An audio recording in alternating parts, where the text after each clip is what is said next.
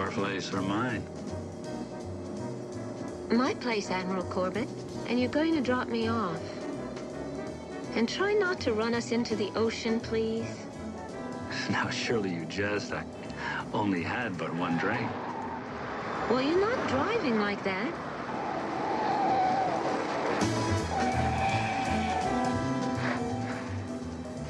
Good night, Don.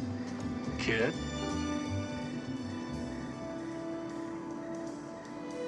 One little nightcap, huh? You'll never make it home. Coffee? All right, come on.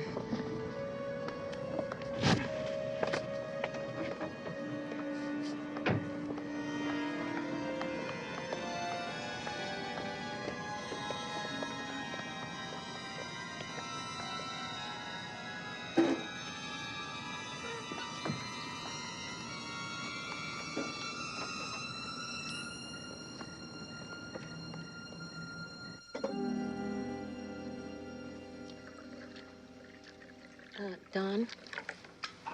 Mm-hmm. You're overdoing the lecherous act. Enough is enough. But I haven't had anything. We'll work on it some other time. Drink your coffee and go home. We both have to be in the office at 0700. I'm talking Tarzan and Jane, and you're talking shop. Down, boy. Drink the nice coffee. You know what it is? You are still hung up on Harley, right? If I were still hung up on Harley, we wouldn't have split up. Simple as that. Well, then, if it is as simple as that, then why don't I just spend the night? Because you haven't been invited. And that's not going to do you any good. Will you admit it? You are crazy about me. Now, will you come on and dance? Put this down. Come on. Oh, Don. Please. Forget about the Navy. You want me, don't you? Oh, you're going home in exactly 3 minutes.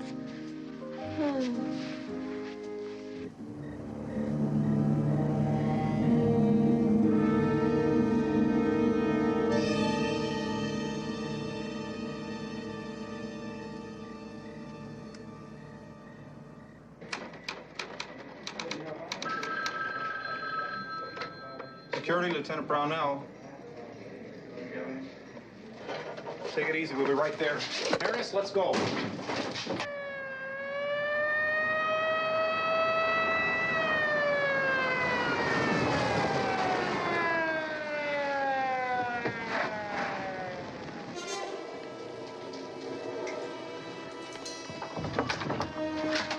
I had to shoot him.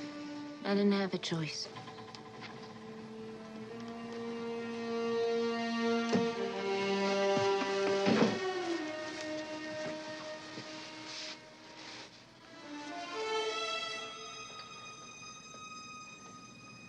He's dead.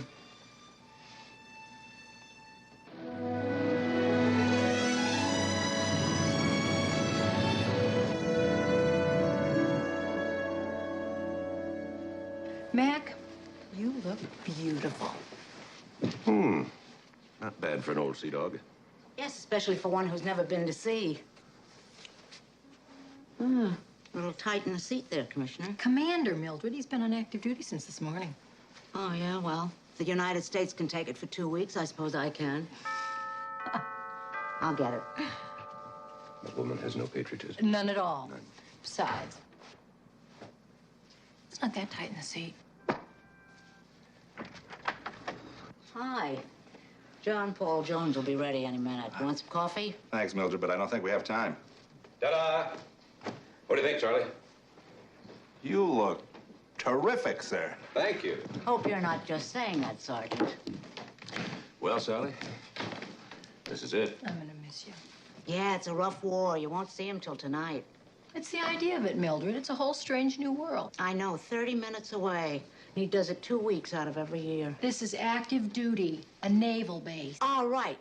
He sits in an office behind a desk, as opposed to the other 50 weeks of the year where he sits in an office behind the desk. There's no glamour in your soul, Mildred. Not an ounce. We of the Broom Brigade, Commander, Commissioner, take a different view of things. Let's go, Charlie. Have fun. Goodbye. Don't take any wooden anchors, Admiral.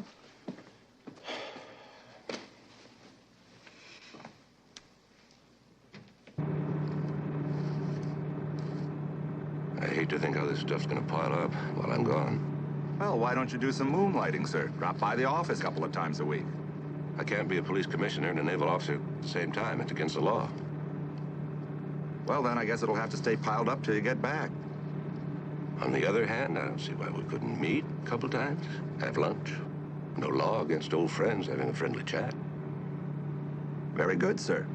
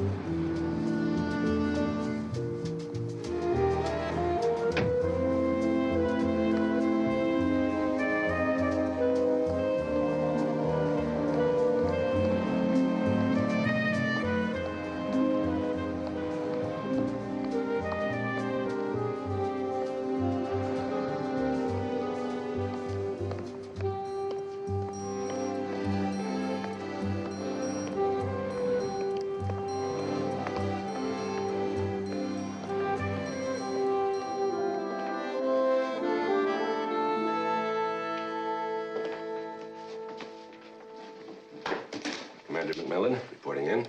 Oh, yes, sir. Captain Stiles is out right now, but he's expecting you. If you'll just go down the corridor, second door to the left, Commander Campbell will take care of you. Thank you.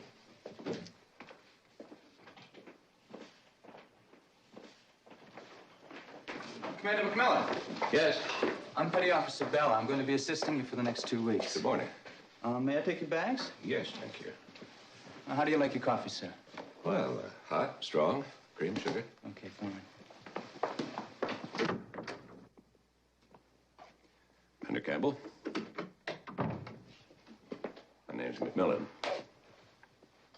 The well-known police commissioner, isn't it? Well, not for the next couple of weeks. This must be something like hard duty for you, Commissioner. Leaving your police empire behind. I'll survive. I take it you don't care much for police commissioners. Oh, I don't mind police commissioners. It's JAG reserve officers I haven't much time for. Commander Campbell. Don't be ridiculous, Tybal. You're dealing with a 37-day UA. Now get your 6016R and throw him in front of a summary court-martial. You do remember some of our Navy terminology, Commander. UA? Unauthorized absence. Commander McMillan, Captain Stiles is back in his office. He'd like to see you if you're not busy. Thank you.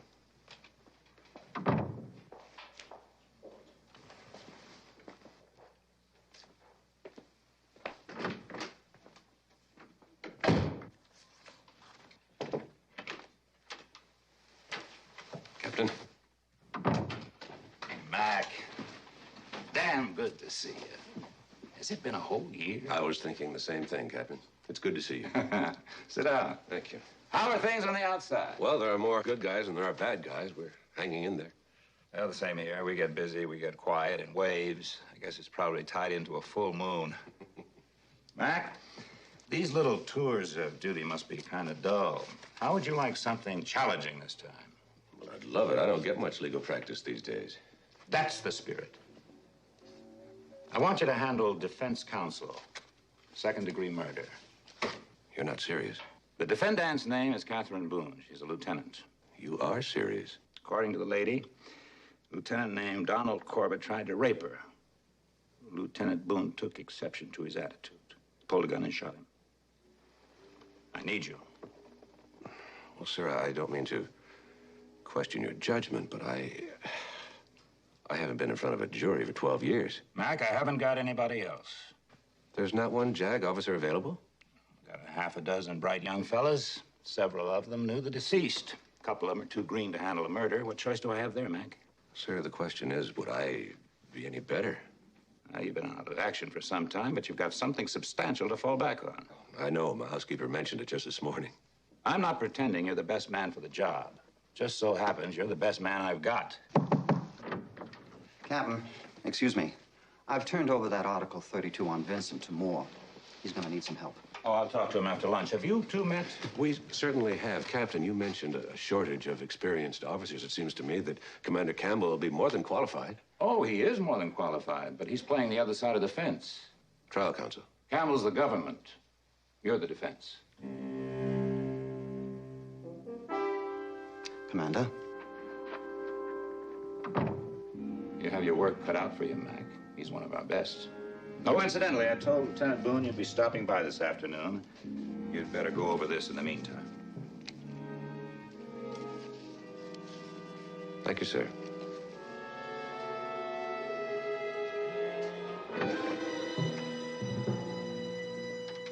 He wouldn't go. He became mean and vicious. I couldn't believe it was the same person. He said I'd been teasing him all night and he wasn't going to stand for it any longer.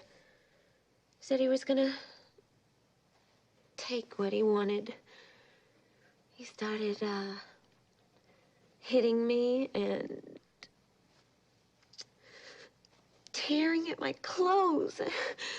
Then he slammed me back against the desk and he said if I didn't cooperate, he was going to have to get rough with me. I don't remember how it happened, but I must have reached in the drawer because suddenly the gun was in my hand. I didn't want to shoot him. I just wanted to frighten him, but he kept coming toward me, and then the gun went off, and why did it happen, Commander? I didn't want it to happen. I mean, was I right? Did I have a choice? I don't think so. But that's what we'll have to convince the court. Now, let's see, you and Lieutenant Corbett worked in supply, became friends, but you didn't begin dating until a few weeks after your separation from your husband. Is that correct? Right. What was Lieutenant Corbett like? Oh, he was warm, outgoing, uninhibited. He had a way of saying provocative things, so they didn't really sound provocative. They sounded playful, good-humored. How did he act that night? Anything different? Not really. He was always terribly presumptuous, not terribly subtle. He kept saying, if we're going to wind up spending the night together, why put up a fuss? Well, how much of a fuss did you put up? I mean, was he usually physically aggressive? In a way, he was. He kept touching me, and I kept pushing his hand away, but he didn't take Don very seriously. Well, yes, Lieutenant, but at the risk of sounding callous, we can't build a case on Lieutenant Corbett's good nature. Now, let me tell you again, I have been out of practice for quite a few years, and you do have the right to hire a civilian attorney. You also have the right for additional counsel from the Navy or any other branch of the service. Captain Stiles explained that to me, and I told him I wanted to have the chance to talk to you before I made up my mind. I have, if you'll take me. Well, looks like we're stuck with each other. Lieutenant, if you will excuse me, I have about a dozen years to catch up on. Please make it, kid. And thank you, sir. Goodbye, kid.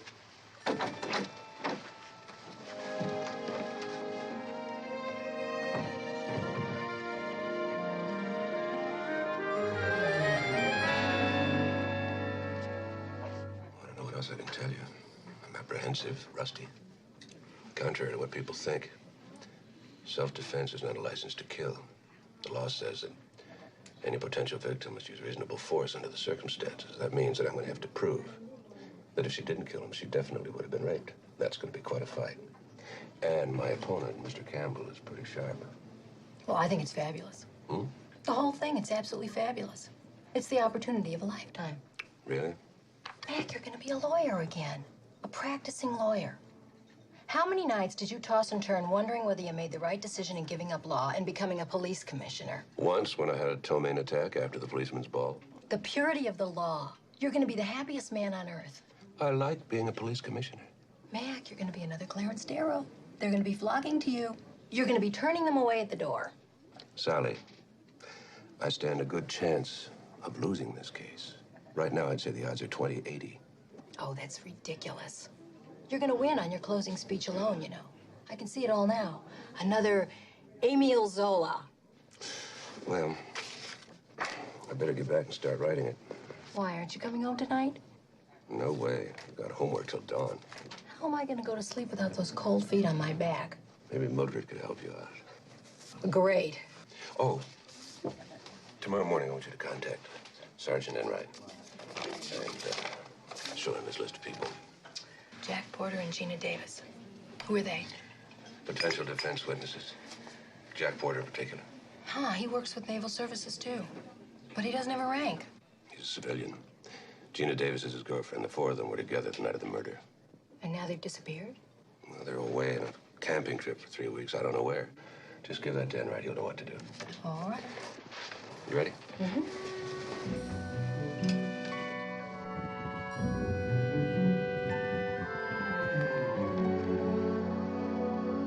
Bell.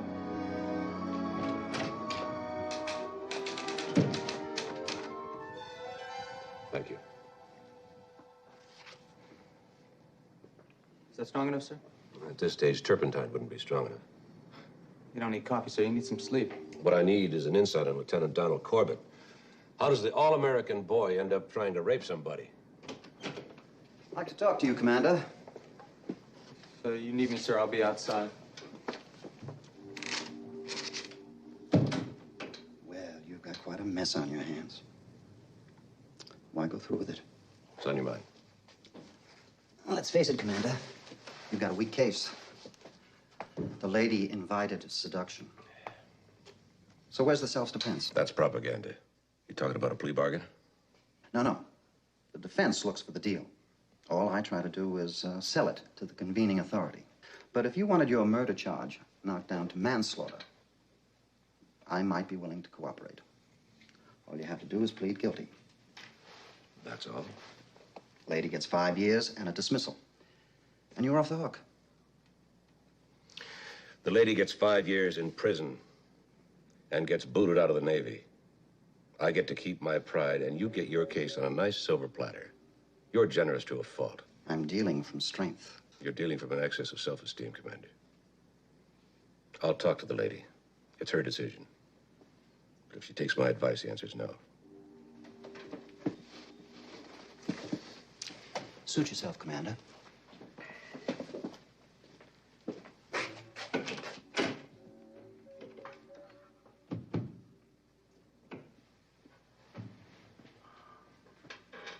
If you ask my advice, the answer's no. I don't know. Maybe I should. Sure, if you set out to murder him. But you didn't. It was self-defense. I guess I'm just panicking. You're just reacting to Campbell's scare tactics. It's cheap intimidation. Don't. Look, kid, I know it isn't going to be easy, but we are going to prove that Corbett attacked you without provocation and placed your life in jeopardy, okay? That must be Harley again, Commander. Would you mind?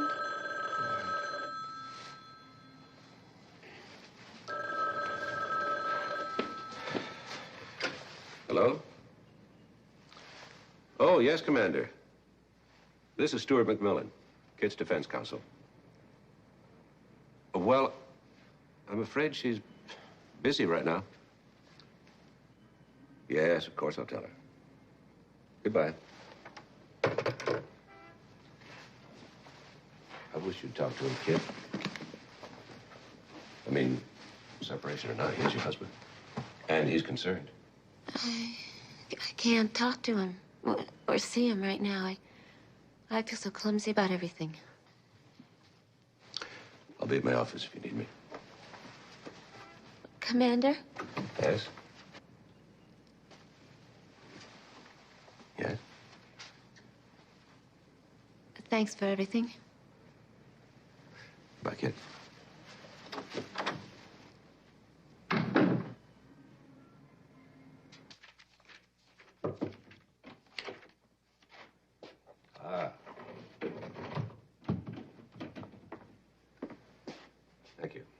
I just tried again, sir. Still nobody's home.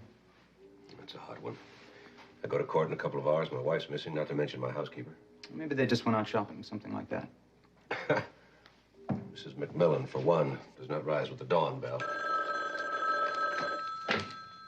Commander McMillan's office. Got it, thank you. Time's confirmed, sir. Court convenes at 10:00.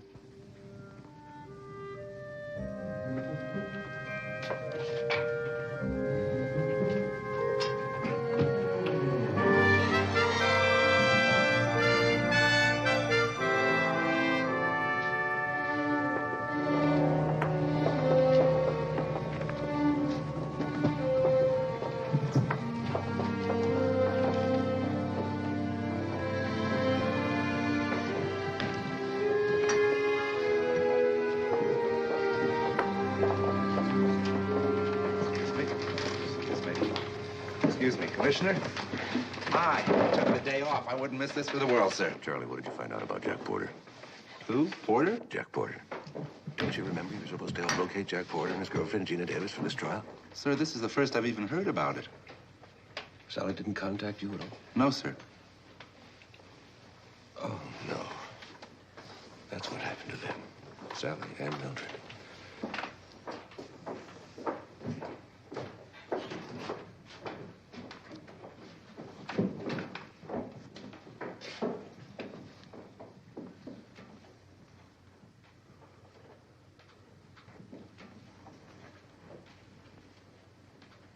All rise.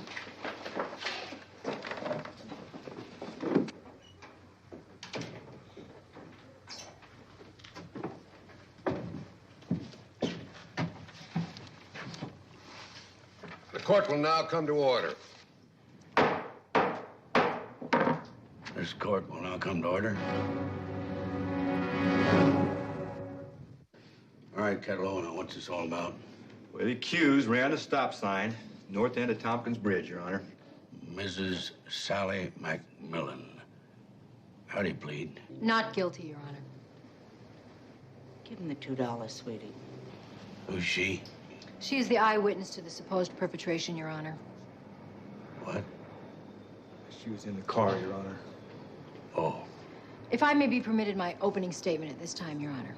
A simple citizen is not on trial here, but rather the entire judicial system. Mrs. McMillan, will you give him the $2? The prosecution rests its entire case on the stop sign at the north end of Tompkins Bridge. Now, is that substantially correct? Substantially. Well, then by what tangled logic does this misguided public servant put me under arrest? There is no stop sign at the north end of Tompkins Bridge. She's crazy, Your Honor. Pay the fine. I object, Your Honor. That is libel. If it was anything, it'd be slander, Mrs. McMillan, which it isn't, because, well, because that's not what we're here for. You sure about that sign, Sheriff? I nailed them myself last winter, Your Honor. Well, then you did a poor job. It's not there now. Regis, you still got that awful thing with the sawed-off muffler outside? Yes, sir. This court hereby appoints you a special committee to check on the sign. Yes, sir. You both from San Francisco? Yes, sir. You're a little off the beaten path. Yes, sir.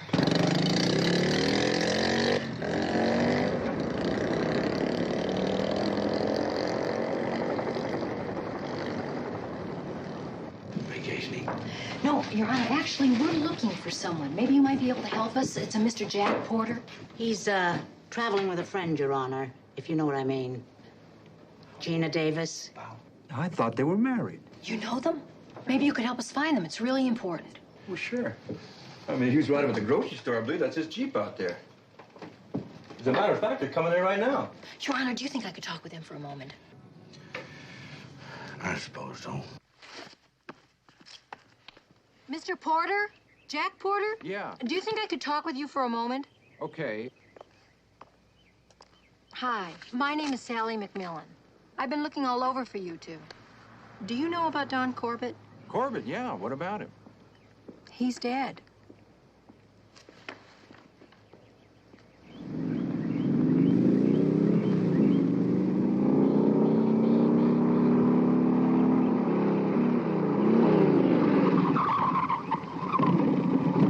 Listen, I better get back inside.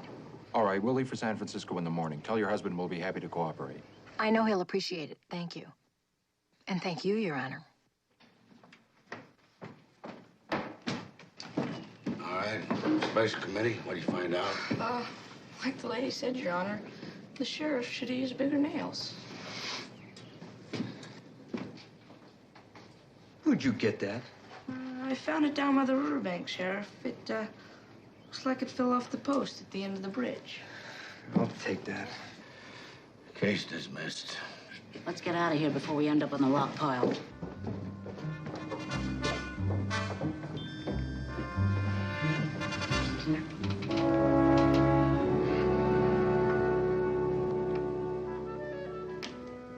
Is this the gun, Lieutenant? It is, sir. It was lying on the floor near the body of the deceased. Let the record note that the witness has identified government exhibit number 1. Lieutenant Brownell, let's get back to the call you received. Could you describe the accused's tone of voice over the telephone? It was kind of a monotone, sir. Not excited or irrational? No, sir. Would it be fair to describe the accused's voice as calm? Yes, sir, it would. No further questions. Your witness, Commander. Lieutenant Brownell, after entering Lieutenant Boone's house that night, did you speak to her? Yes, sir, I did. Could you describe her tone of voice then? That was about how she looked, sir. Kind of dazed. Would you call it a monotone? Yes, sir, I believe you could. Did she slur any of her words? No, sir. Could you describe her voice as calm? Yes, sir, I believe you could. The same calm and rational voice you heard over the telephone? Yes, sir. And yet you describe her voice and her appearance when you spoke to her in person as dazed. Is that correct? Yes, sir. Then, in your opinion, her voice was dazed when she called you in the security office. Is that correct? I guess so, sir. Thank you, Lieutenant. That's all. Hey, beautiful. How was that for neat lawyering? Oh, excuse me, miss. When I said beautiful, I didn't mean that you were beautiful. I meant that he... not that you're not. Excuse me. Mr. Seelig, you are the manager of the Officers Club at this station? Yes, sir, I am. You were working at the club on the night of Lieutenant Corbett's death? I was. Did you see Lieutenant Corbett and Lieutenant Boone at the club that evening? Yes, sir, they were there. How did they act toward each other, Mr. Seelig? Casual? Indifferent? Anything but. I mean, the way they were dancing together, real close. For my money, it was kind of embarrassing. What else about Lieutenant Boone and Lieutenant Corbett attracted your attention, Mr. Seelig? Well, at one point, they moved off the dance floor into this kind of dark area, and they kissed. A fraternal kiss? No, sir, anything but. Me, I'd call it an X-rated kiss. A passionate kiss? Yes, sir. Now, Mr. Seelig, wasn't it possible that Lieutenant Corbett forced Lieutenant Boone off the dance floor? Forced his attentions on her? No, sir. From what I could see, the lady was giving as good as she got. And did they go beyond the kiss? Well, no, sir, not right there, but for my money, a kiss like that in public means all the way in private. Objection, Your Honor. Sustained. The witness will confine himself to answering the questions. Your witness, Commander. Mr. Seelig, are you married? Yes, sir. And prior to your marriage, I presume you courted more than one young lady? Yes, sir. Did you ever kiss any of these young ladies? Yes, sir. Passionately? Yes, sir. X-rated? Well, yes, sir, I guess so. And did you have affairs with every one of these X-rated young ladies? Objection, Your Honor. Irrelevant. The witness's premarital sexual prowess has no bearing on this case. Your Honor, the witness has inferred that the accused's participation in a kiss constituted an invitation for seduction. I'd like to prove it otherwise. Objection overruled. Mr. Seelig? Did you have affairs with all these young women? No, sir. Well, isn't it possible, then, that the accused, along with some of your young lady friends, was willing to enter into an X-rated kiss without inviting her partner to go all the way? I guess so. Could you speak a little louder, sir? I guess so. Thank you.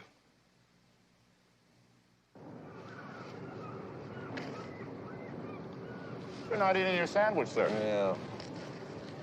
I'm not very hungry. Because of the trial? Sir, you're doing so very well. I think you're fantastic. It's too early in the first quarter. No score, just a lot of razzle-dazzle on both sides. But they've got Naaman. Commander! Commander! Commander, What is your wife is on the phone. Where is she? She's out of town somewhere, sir. I heard the coins dropping in the machine.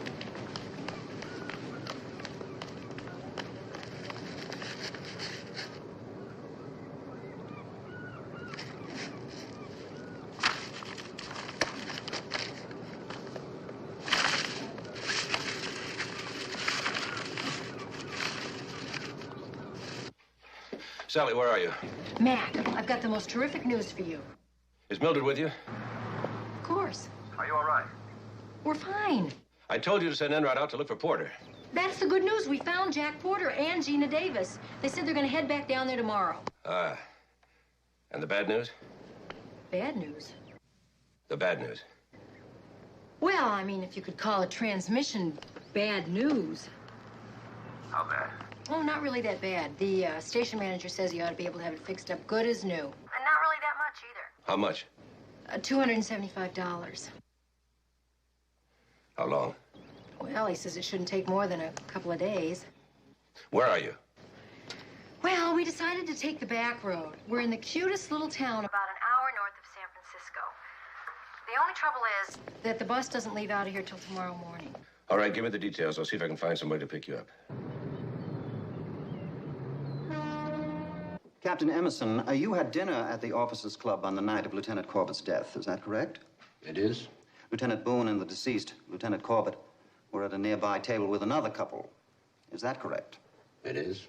Sir, would you describe Lieutenant Boone's behavior that evening? Indiscreet would be a kind word. In your opinion, then, would you say that Lieutenant Boone exhibited a loose pattern of behavior? I would.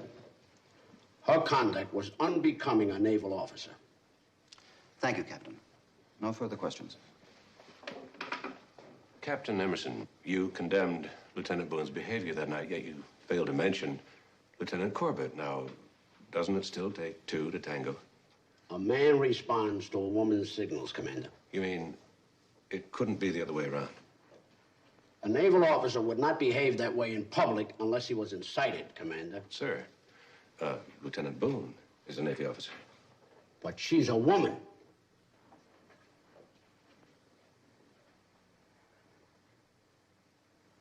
Oh, I see what you mean. She couldn't help being a woman first and an officer second. You want to say it that way? Yes. Thank you, sir. Is that it? Oh, yes, that's it. Friendly? They were a lot more than friendly. See, I waited on their table at the club, so I kind of had a front row seat. Would you say that Lieutenant Boone and Lieutenant Corbett were openly affectionate? Like a couple of puppies. Corbett's hands were roaming, and the lady wasn't putting up that much of a fight. During the course of the evening, while you were serving drinks, Miss Farrell, did you overhear any of their conversation? Yes, I did. What did you overhear, Miss Farrell? Well, at one point, I heard Lieutenant Corbett lean over and say, let's get out of here and go get a room and lock ourselves up for a couple of days. Did you hear Lieutenant Boone's reaction? I sure did. She said, why waste the money, Don? Why don't you just move into my place? Thank you, Miss Farrell. Your witness, Commander.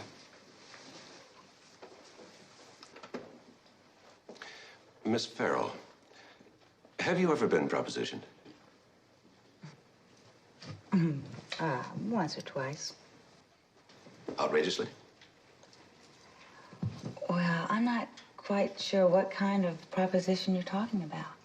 Oh, the kind of proposition you don't take seriously. For example, somebody comes into the club and suggests you could run away with him to the South Seas. You know he's married, he's joking. That kind of outrageous proposition. Sound familiar? It sure does. Are you insulted? No, I'm not insulted. Annoyed? No. But you do put them in their place.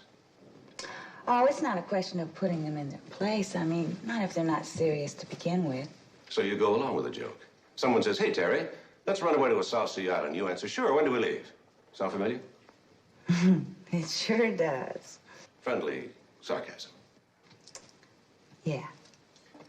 Miss Farrell, when Lieutenant Corbett suggested taking a room for a few days, Lieutenant Boone answered by saying, why waste the money? Why don't we move into my place?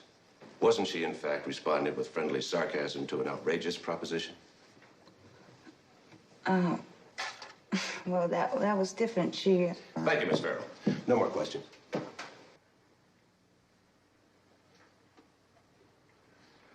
You may step down, Miss Farrell.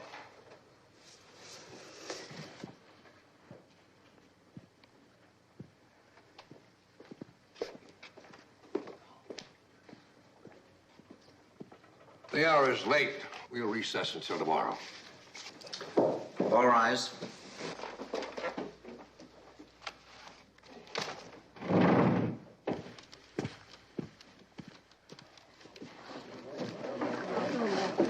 See you in the morning, kid.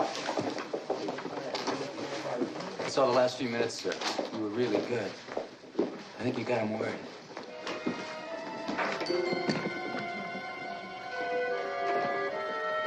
Yeah. About as worried as a barracuda. One of these sessions is going to move in and tear me to pieces. Lieutenant Reese, you double dated with Lieutenant Corbett on 3 separate occasions, is that right? That's right. Did you ever personally observe Lieutenant Corbett make advances to the young ladies that he dated? Well, yes. And did you detect anything dangerous in these advances? The actions of a sexual psychopath? Objection, Your Honor. The witness is hardly qualified to discuss the psychological aspects of Lieutenant Corbett. Sustained. How did the women react to Lieutenant Corbett? They liked him. Oh? They didn't fear for their physical well-being? No. Thank you, Lieutenant. Lieutenant Reese, earlier you mentioned that you double dated with Lieutenant Corbett on 3 separate occasions. Is that right? Yes, sir. And was Lieutenant Corbett accompanied by the same young lady each time? No, sir. He dated the same girl on 2 of those occasions. 2 different young ladies in all? Yes, sir. Did he know these young ladies well? Pretty well, sir. Well enough to be having affairs with them? Objection, Your Honor. Irrelevant. Your Honor, trial counsel himself has anticipated the defense. It is he who placed the sexual mores of the accused at issue in this trial. Would he now deny me the right to cross-examine on an issue of his making? Overruled. The witness may answer the question. Lieutenant Reese? Yes, sir. I believe he was having affairs with them. He told you as much? Yes, sir. Lieutenant Reese, earlier you indicated the 2 young ladies who dated Lieutenant Corbett were comfortable with him, that they in no way feared for their well-being. Is that right? Yes, sir. Well, Lieutenant Reese, why in the world would they be frightened of Lieutenant Corbett's sexual advances, when in fact they already had been intimate with him? I don't know, sir. Thank you, Lieutenant Reese. No more questions. May it please the court, the government now calls Joanne Nelson to the stand. Objection, Your Honor. The defense has not received notification of this government witness. Commander Campbell? The government has only recently secured this witness, Your Honor. Notification of intention was forwarded to defense counsel yesterday afternoon. I can only surmise that it's been delayed in channels. Either that or the trial counsel hoped the witness would be admitted without challenge. Is the defense counsel calling me a liar? That's enough, gentlemen. You will direct your remarks to the court and not to each other. In view of the circumstances, this court is adjourned until such time as the defense counsel can properly examine the witness. All rise. Well, he sure pulled a fast one, didn't he? Just as annoyed at myself. I couldn't locate Joanne Nelson. Campbell did. We could talk to her.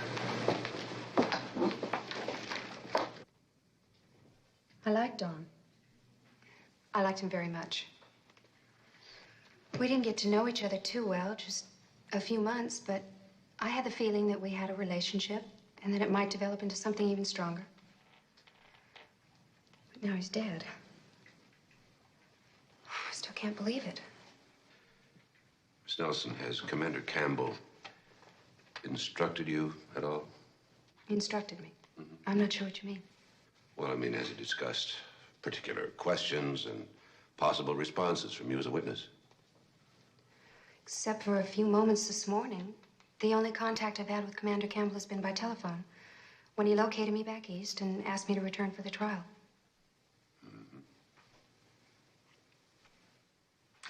Well, thank you, Miss Nelson. Well, then, you dated Lieutenant Corbett half a dozen times or more. Is that right, Miss Nelson? Yes, that's right. What did you do on these dates, Miss Nelson? Well, we went to the movies once or twice. We had dinner out, that sort of thing. Did you and Lieutenant Corbett have an affectionate relationship?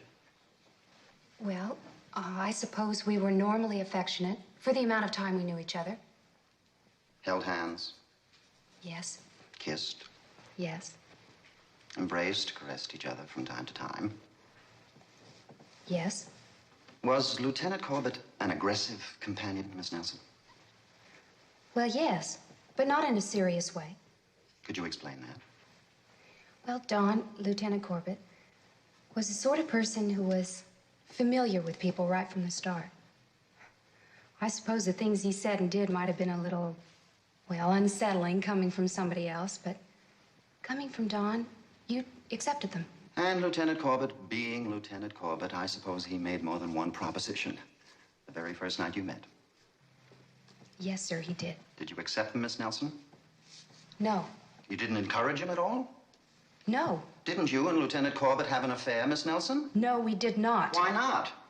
Because I didn't want to. You refused his advances? Yes, that's correct. Are you trying to say that he never once managed to maneuver you into a compromising situation? No. Miss Nelson, are you trying to tell this court that the same man who propositioned you countless times over half a dozen different evenings never once succeeded in forcing himself upon you? No!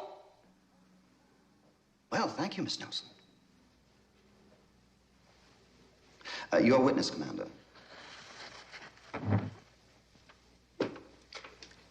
No questions.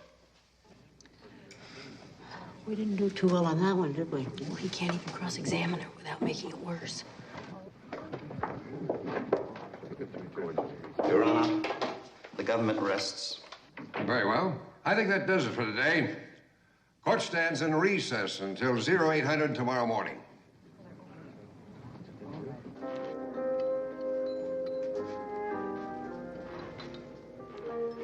The Fresh Fish and Pizza restaurant? Mildred thinks it's good. Speaking of Mildred, she and Sergeant Enright ought to be here pretty soon. Oh, thank you. Thanks. I need this.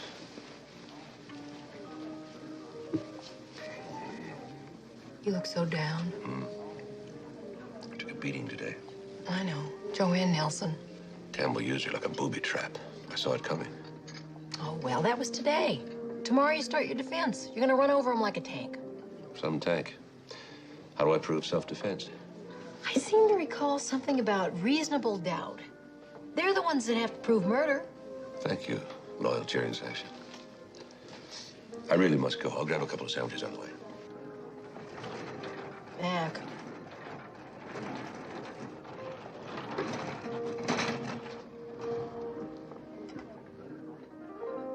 You rat! All this going on and you remembered our anniversary. Why, he wouldn't forget no matter how busy he was, would you, Commissioner? That's great. Sit. I'll take that. I really have to be going. I'll grab Commissioner, a I slice. think you better sit until this little celebration has run its course. Excuse me. Oh. Commander Boone, you and your wife were married for 5 years prior to your separation. Is that correct? That's correct. Would you describe your wife as a fun-loving person? Like to go out at night, dining, dancing, parties? Just the opposite. Kit liked her home. She liked to be home. Would she be inclined to drink a lot? Seldom drank at all. Had to be an occasion for Kit to take more than 1 or 2 drinks. Could you describe your wife's character as exemplary? Without hesitation. What was her general reputation in the community? I don't know anyone had a bad word to say about Kit. She was and is an honest, decent person. Thank you, Commander Boone. Your witness, Commander. Commander, you and your wife have been separated for the past 2 months, is that correct? That's correct. What was the cause for the separation, sir? Objection, Your Honor. The trial counsel's question exceeds the scope of direct examination. Overruled. Why did you and your wife separate, Commander? We weren't getting along. Can you be more specific? She wanted to work to stay in the Navy. I wanted her at home. Was this a conflict of recent development, Commander? No. We discussed it from the time we were first married. Mm-hmm. You work at the supply center, do you not? I do. As does your wife. Yes. Lieutenant Corbett was also assigned to supply. Yes. Is it true that your wife and Lieutenant Corbett worked rather closely together? I believe so. The chronology of the situation strikes me as interesting, Commander.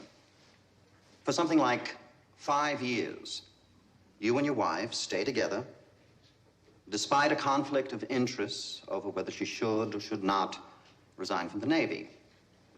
Then 3 months ago, Lieutenant Corbett arrives at this station and is assigned to supply, where his work brings him in close contact with your wife. And then, 2 months ago, you and your wife decide to separate. Isn't it true that the developing relationship between your wife and Lieutenant Corbett contributed to that situation and separation?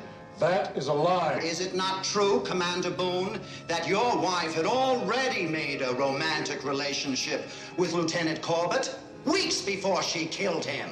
No!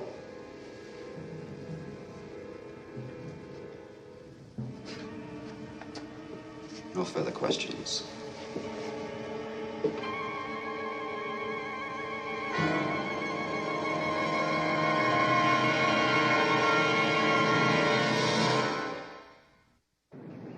Yes, sir. I've known Kit Boone for quite some time. But she was different that night. Now, by that I mean, Kit is a very private person. She works on dignity. And it must have been something very special to make her act that way. You mean something upsetting? Yes, sir, I think so. Would you have any idea what that might be? Yes, sir, I think I do. I believe she was upset over her separation from Commander Boone. But they'd already been separated for several months.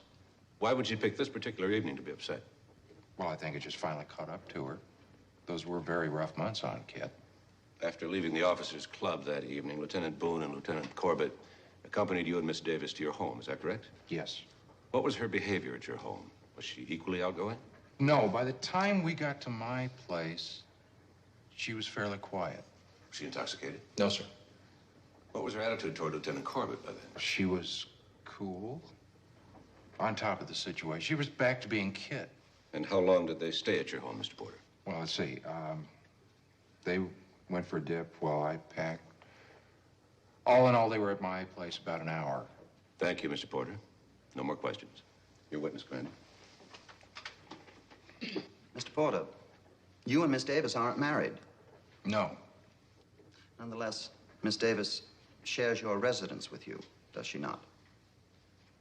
Yes. How long have you been living in this state, Mr. Porter? Objection, Your Honor. Irrelevant. Sustained. Mr. Porter, wouldn't you say the nights get pretty chilly this time of year? Yes, I would say that. And yet your guests took a late night dip in your pool. Did they bring their ice skates? I keep my pool heated. Uh-huh. Then they brought along their swimsuits. I don't think so. Oh? Oh, well, then you and Miss Davis provided them with swimsuits. Isn't that right? I don't believe so. Mr. Porter, you did see Lieutenant Boone and Lieutenant Corbett in your pool, did you not? Yes.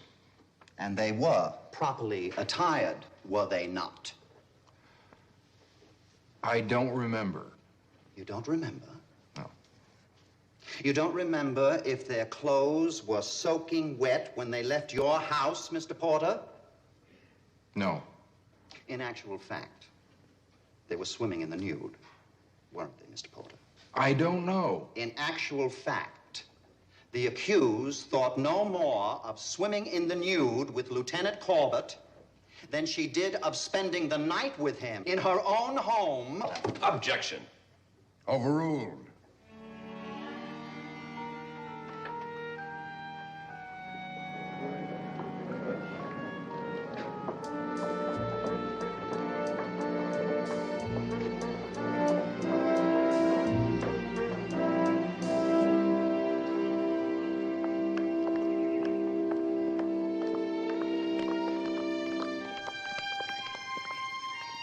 Kit!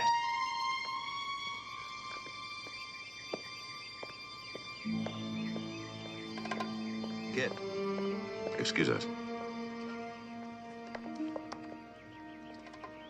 What happened back at that pool? Were you in the nude? Yes. But nothing happened. We took off our clothes and jumped in the pool. It doesn't mean we made love that night. I believe you. It's just that the way it came out back there doesn't do us much good. It's gonna be all right. I saw Hardy back there. Why won't you talk to him? I don't know. I guess I'm just not ready. Still in love with him, aren't you?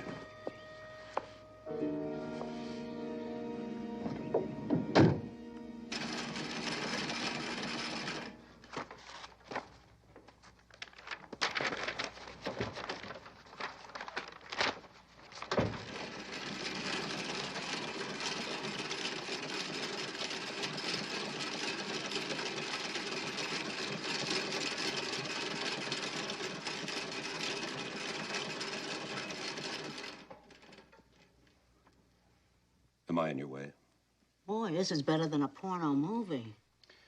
What do you think of Kit Boone? Oh, she's a lovely girl, except for that one little blight on her record. Murder. You're not much help. Kit Boone wouldn't hurt a fly unless provoked by an extreme case of aggravated assault. That's absolutely right. The defendant exercised nothing more than reasonable and prudent force in protecting herself against the infliction of grievous bodily harm. Very good. You two may take over. I'm going to take a shower. Mildred, what are you making for breakfast? Bacon and eggs. Ah, that's what I smell. The bacon. The bacon is burning.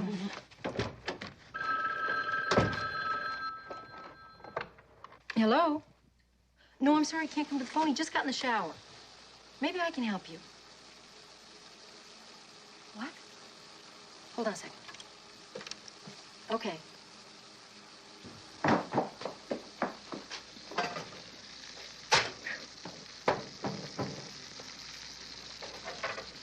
$1.89 a pound. You should be ashamed of yourself. You're sure about that? Okay, well, I sure appreciate all the help you've given me. Yeah, okay, if we're ever out that way, right. Okay, bye-bye. Who was that? That was the caretaker at the Pleasant View Cemetery in Grinnell, Iowa. He called you? No, I called him. Before that, I called the record section at the base, and before that, Joanne Nelson called you, but you were in the shower and couldn't talk, so I just took it upon myself to do a little investigating. A little investigating of what? Well, it's really kind of strange. Joanne Nelson wanted to send some flowers to Lieutenant Corbett's grave. So she called the record section at the base and she asked where he was buried. And they told her he was buried in his hometown, Grinnell, Iowa. So when she went to send the flowers, they told her no such person was buried there. That's why she called you. She thought maybe you would know where he was buried. Which I don't. Well, that's what I figured. So I took it upon myself to call the record section at the base and do a little double checking. Using my name as your authority, of course. Oh, naturally. You know what they told me? The same Pleasant View Cemetery in the same Grinnell, Iowa. The caretaker of said establishment you then took upon yourself to call. Long distance. Mac, Joanne Nelson was right. Lieutenant Corbett is not buried there. You know what the caretaker said? He said he's never heard of a Corbett family living in Grinnell, Iowa. Now, he ought to know, don't you think? Probably just a clerical error. I think it's kind of strange, if you ask me. Yeah.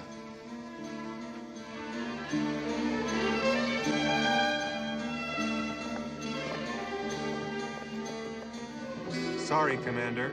Can't do a thing for you without some kind of authorization. The shipment of a body is not exactly a military secret. Now, what's the problem? I just can't release that information without an okay from the senior medical officer, sir. Who's away for the weekend?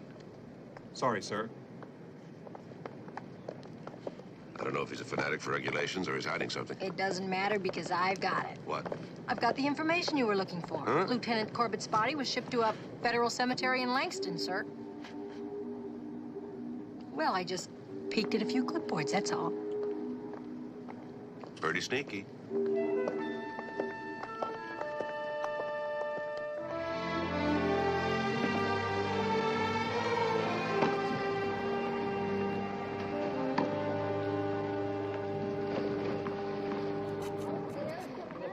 Hey, Mac.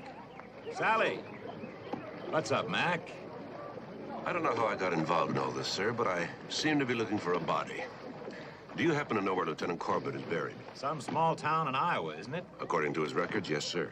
He's not buried there. Well, it's probably some paperwork foul up. I'm sorry I can't help you. Good to see you, Sally. Take it easy, Mac.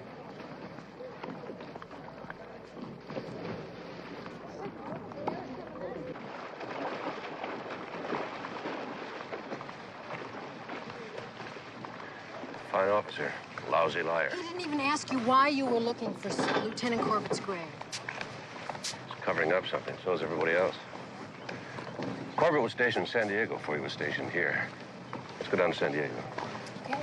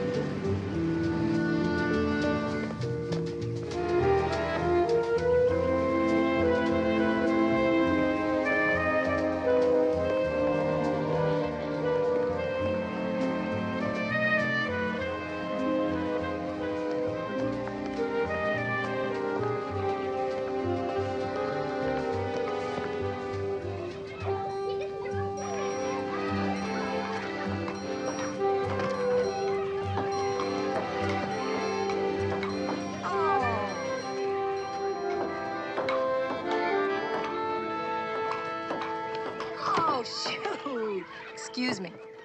What'd you find out? I checked with the base supply officer, Captain Faraday. Corbett worked for Faraday. Ooh, that's progress. Not really. Faraday never met Corbett. I don't understand. Corbett was listed on supplies personnel roster, but on detached duty status. Detached to where? I checked with records, I checked with personnel. They don't know a thing. What does that mean? It could mean that Corbett was never stationed on this base. Well, all of this makes absolutely no sense at all. I have one more stop to make. Are you okay here? Sure. What's the score? 14-3. Oh. Him.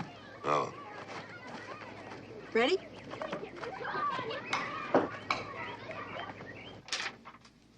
Here it is, sir. Lieutenant Donald Corbett, 15-16 July. Listed as a transient. Do you remember it all? Sorry, sir, I wasn't even working here last July. Thank you.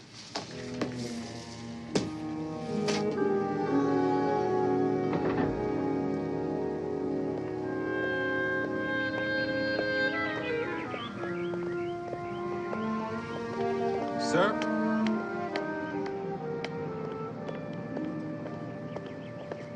Major Antonio. How do you do? Hi.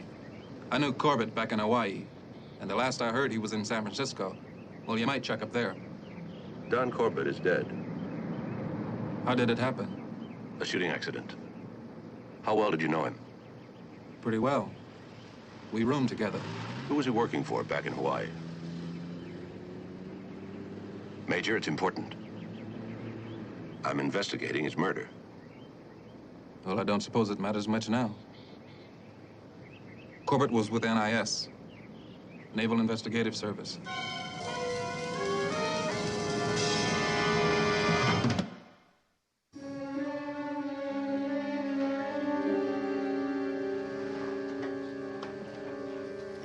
May I have a word with you, sir? Oh, Mac, I want you to meet George Pauling. George, this is Commander McMillan. How do you do? How are you? Sir, if you have a minute. Sit down, Mac. As a matter of fact, George and I were just talking about you. I think you might like to hear what I have to say. George can hear anything you have to say. Very well.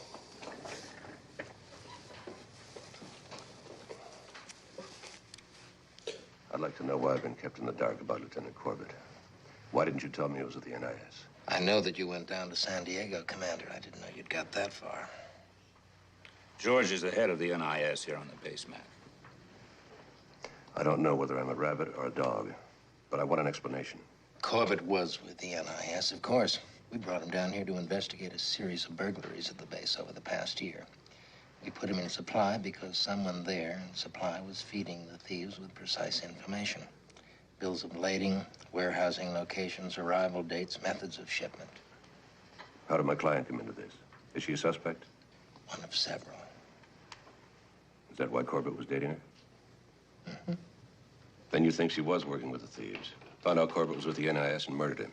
That's what it looks like, Commander. But you're not sure? Corbett contacted me a couple of days before he was killed. He said that he was zeroing in on the informer. I have to assume that he was talking about Lieutenant Boone. Then, gentlemen, you got nothing. Unless Lieutenant Boone loses the case. Then what you'll have is somebody to squeeze. Dangle a prison sentence over her head until she tells all the people involved. You're in the business, Commissioner. What would you do? I'm not in that business. And right now, I'm the defense counsel. Is that why you put me up against somebody like Campbell, to make sure she'd lose? Come on, Mac. The situation is all fouled up, but there's no conspiracy involved. Is there another name for it? I want to make one thing straight, Mac. Before you came on the scene, I made the usual option for Campbell. Government or defense. He chose trial counsel because he always chooses TC. And if you're pushing conspiracy, just chew on the fact that Campbell doesn't know what you know about Corbett. I'm sorry. Sustained. Oh, everything's all messed up around here, Mac. NIS thinks she killed him because she was involved in the burglaries. There's also the possibility that she knew nothing of the burglaries and that she indeed killed him in self-defense. Now, how do I defend her? Go straight down the line with her, Mac. Play it like this meeting here never took place. It's the only way. Let me repeat that, Commander. As far as government security is concerned, this meeting never took place. We are not supposed to mangle justice. We're supposed to preserve it. You two have your jobs. I have mine. And right now, I'm going to defend my client. If I have to repeat every word from this meeting.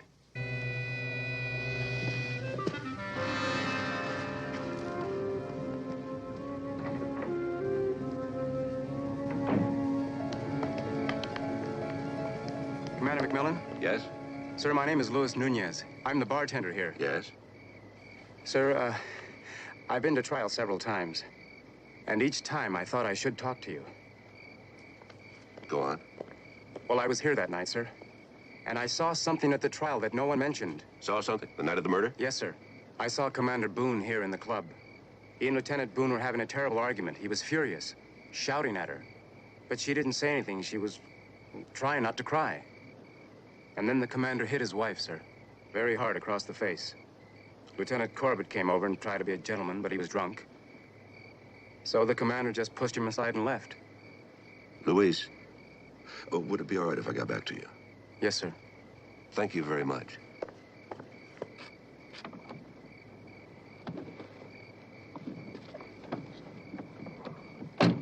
Well, did you find Captain Stiles? I certainly did. What'd you say about Corbett being involved with Navy intelligence? He affirmed it. And there's a lot more. Mac, for the first time in my life, I am more tired than I am curious. You can just tell me about it in the morning. Home, James. Sally. No. Just one more stop, I promise. No. Then I'll tell you about the argument. What argument? There wasn't any argument. You must be mistaken. Oh, kid, somebody saw the two of you. Saw Harley haul off and smack you in the mouth. It's too complex. Go ahead. No, you don't know. You don't understand. It's too complicated. It's too difficult. Oh, well. I knew I'd have to tell you sooner or later, though. Tell me what? I lied to you. I lied to everybody. It didn't happen the way you think. After Don and I got back to the house that night, he did make a few passes, but he didn't attack me. Even if it was in his nature, he was too tired. He said he'd only had one drink, but it must have hit him pretty hard. He fell asleep on the sofa. I tried to awaken him, but it was useless. There wasn't anything else to do, so I went into my bedroom, got into my nightgown, and went to sleep. It must have been an hour or so later. I was fast asleep, and then there was a noise, like a car backfiring. When I went into the living room, Don was on the floor. He'd been shot, and a man was running out the front door. A man in a uniform, a Navy officer. It was Harley.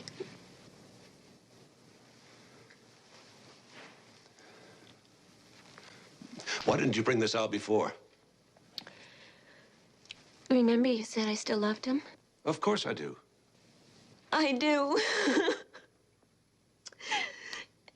Oh, Mac, he was so desperately jealous of Don. That's why he came to the club that night. That's why he was so furious with me.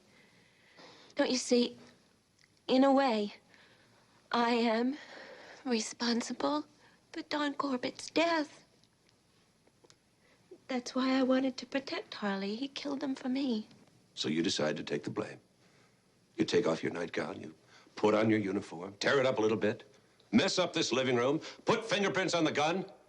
Don was dead. Nothing could hurt him anymore. And I thought if I cried rape, well, at least I could protect Harley. Don't you realize you're protecting a murderer? Yes, it was tearing me apart. That's why I couldn't face him.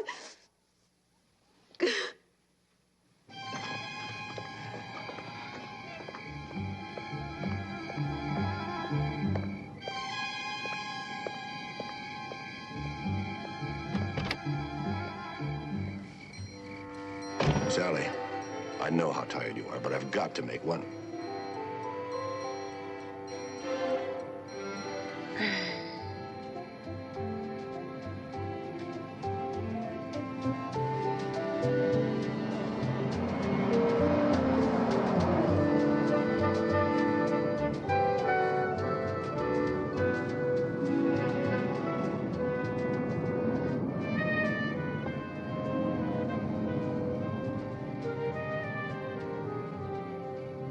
Mac.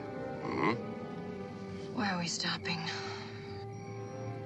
Just waiting for the light to change.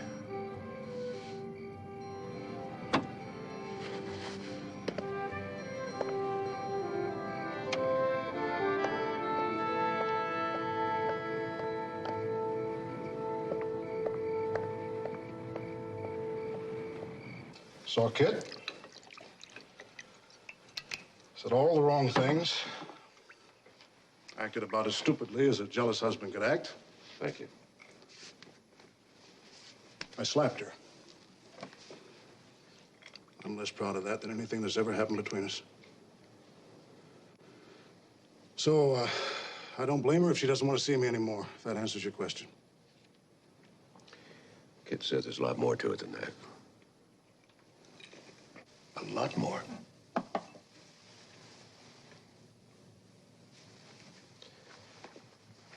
She says you killed Don Corbett. She's changed her story, Commander. No rape attempt. No self-defense. She said she caught a glimpse of a man running out the door.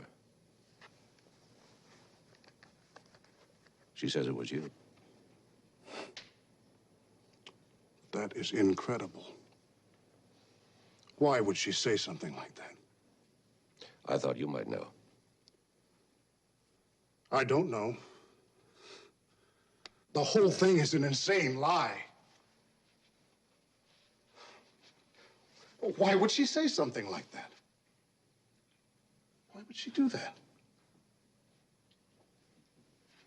Does she hate me that much? According to Kit, it's the other way around. Took the blame to protect you. Until now, suddenly she's stopped protecting me. Is that right? She claims she can't live with it any longer. No, it's got to be the trial. She must figure she doesn't have a chance. Came up with this wild story. Maybe. Now, none of this makes any sense. Kit, pulling the trigger on that thing, killing another human being. She hated that gun. Wouldn't even let me put bullets in it.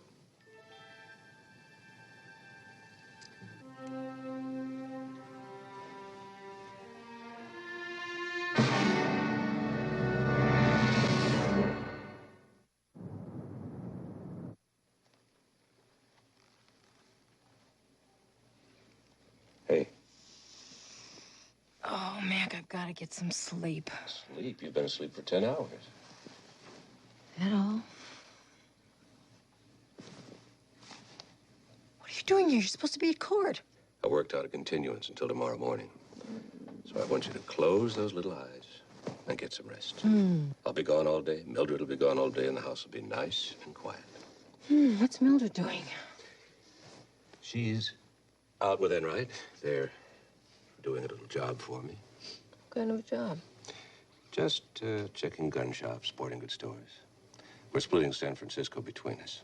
Well, I gotta go. I don't want you to move all day from that bed, you hear?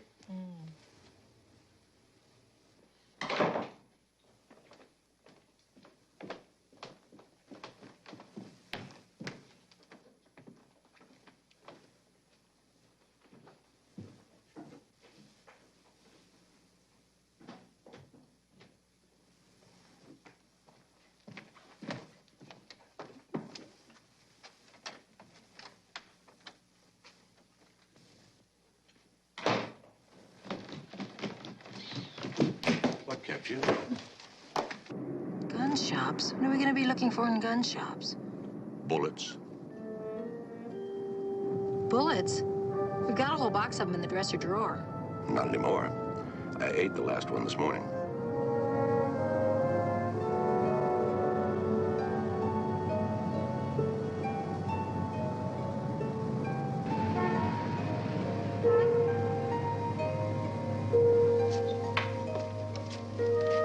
Hi.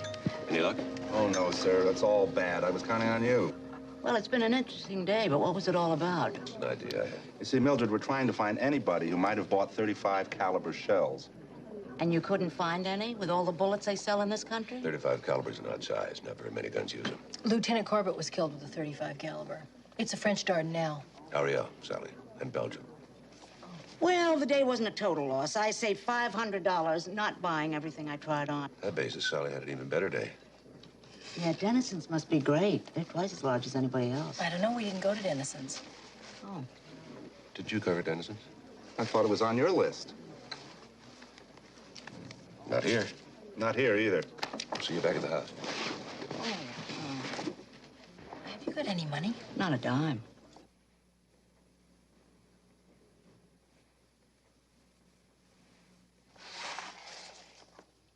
Brian Mosley. Who's Brian Mosley? I don't know, sir. Sounds familiar, though. Brian Mosley. Wait a minute. Does the name Benny Carr mean anything to you, sir? Sure. Small-time loser. He's Brian Mosley. That's one of the half-dozen aliases that Benny Carr uses. Do you think you can put your hands on him? I think so, sir. Let's go.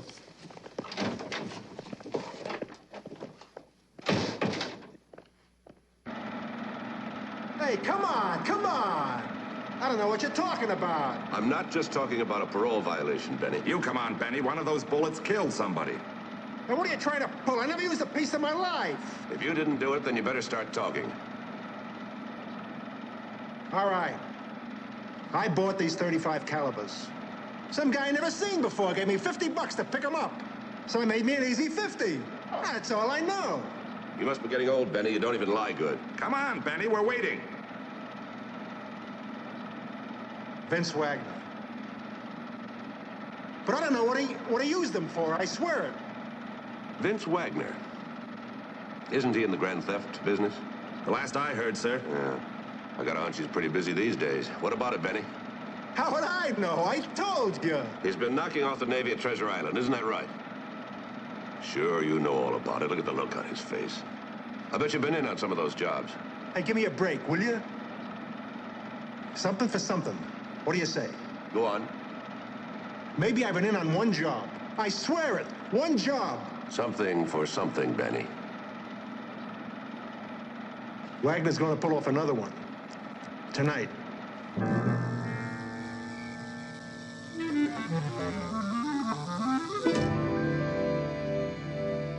Sir, he should have been here almost an hour ago. How reliable is that man you picked up? Carr is very unreliable.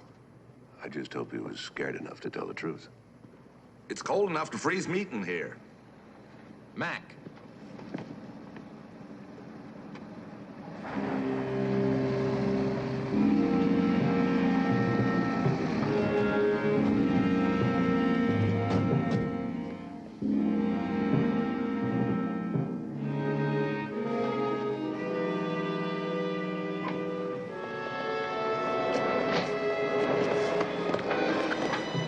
Get those boxes there. All right, police, drop your guns. You're covered.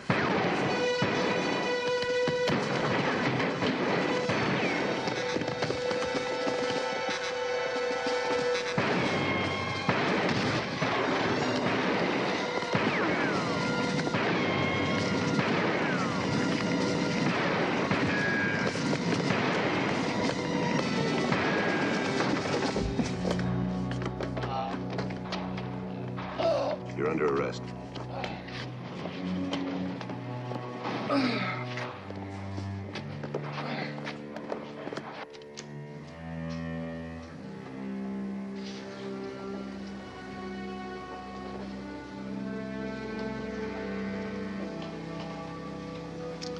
Ten more minutes and the old man's gonna blow his top.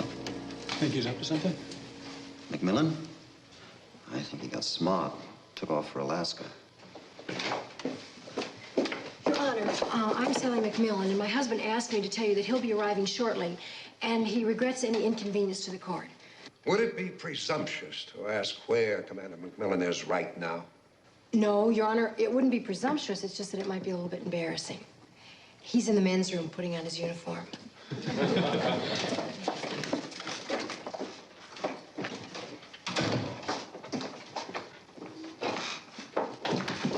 My apologies, Your Honor. I've been unavoidably detained. The next time this happens, Commander, you will be unavoidably charged with contempt. This court will come to order. All persons present when court recessed are now present, Your Honor. All right, Commander, you may proceed with your case. Thank you, Your Honor. The defense calls Lieutenant Catherine Boone to the stand.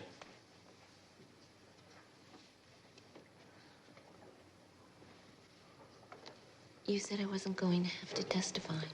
Trust me.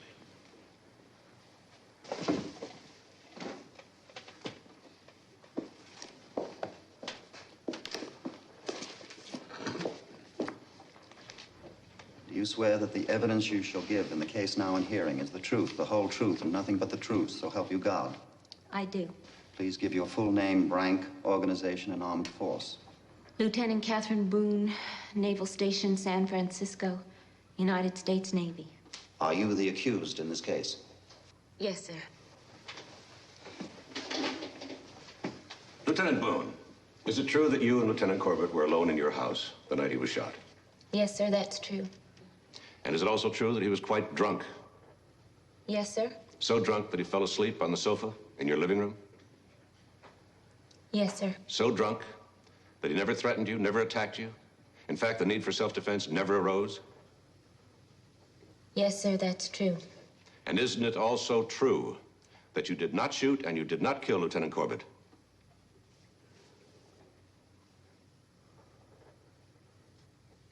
Yes, sir, that's true. What's he trying to pull?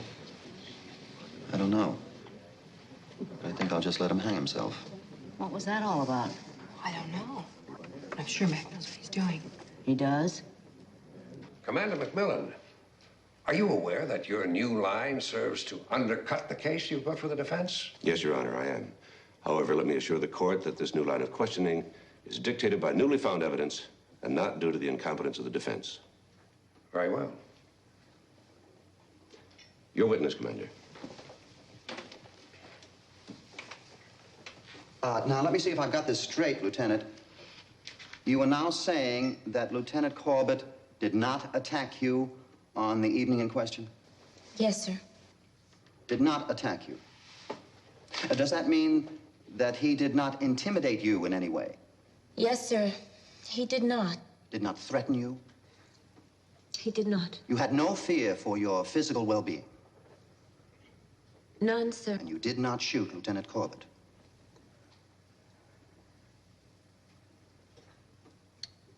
I did not shoot him, sir. Then if you did shoot Lieutenant Corbett, it was not because you were defending yourself. Is that correct? If I had shot Lieutenant Corbett, it might have been because I was defending myself. But I did not shoot him. No further questions?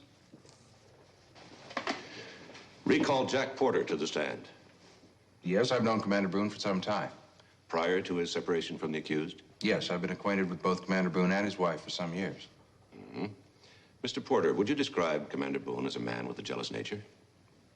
I suppose so, yes. Subject to fits of rage? Well, we're all subject to fits of rage on occasion. I'm talking about Commander Boone, Mr. Porter. Is he a man subject to fits of rage? I suppose so, yes. Mr. Porter, did you happen to witness an argument between Commander Boone and his wife in the officers' club the night Lieutenant Corbett was shot? Yes, I did.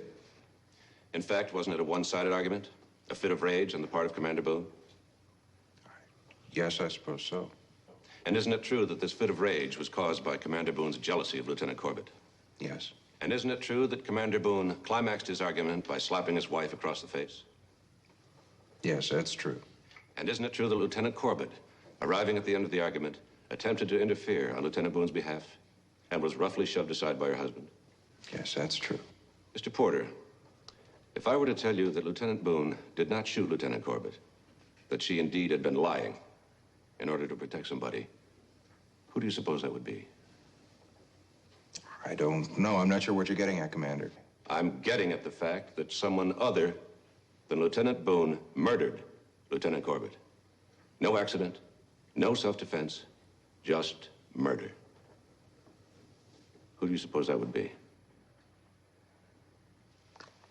I don't know. Oh, I think you do, Mr. Porter. When Lieutenant Boone heard the shot, she rushed out of her bedroom into the living room, just in time to see the killer running out the door. A man wearing the uniform of a Navy commander. A man wearing steel-rimmed glasses. A man with a jealous nature. A man subject to fits of rage. Who do you suppose she saw? You mean Harley Boone really killed Corbett?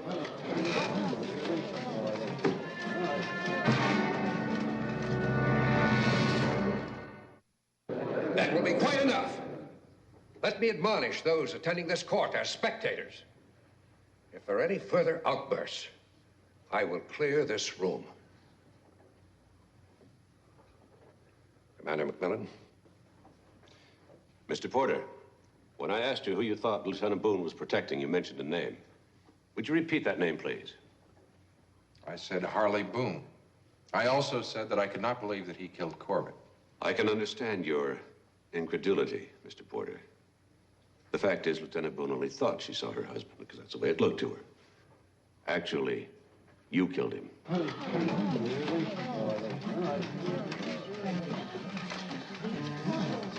You killed Corbett because you knew he was more than a supply officer.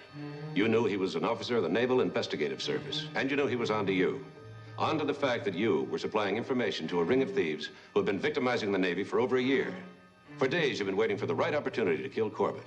A murder that would clearly implicate Harley Boone, the same jealous husband who created something of a scene earlier that same evening at the Officers Club. With your friend, Miss Davis, fast asleep back at your own house, You drove to Kit Boone's house and waited.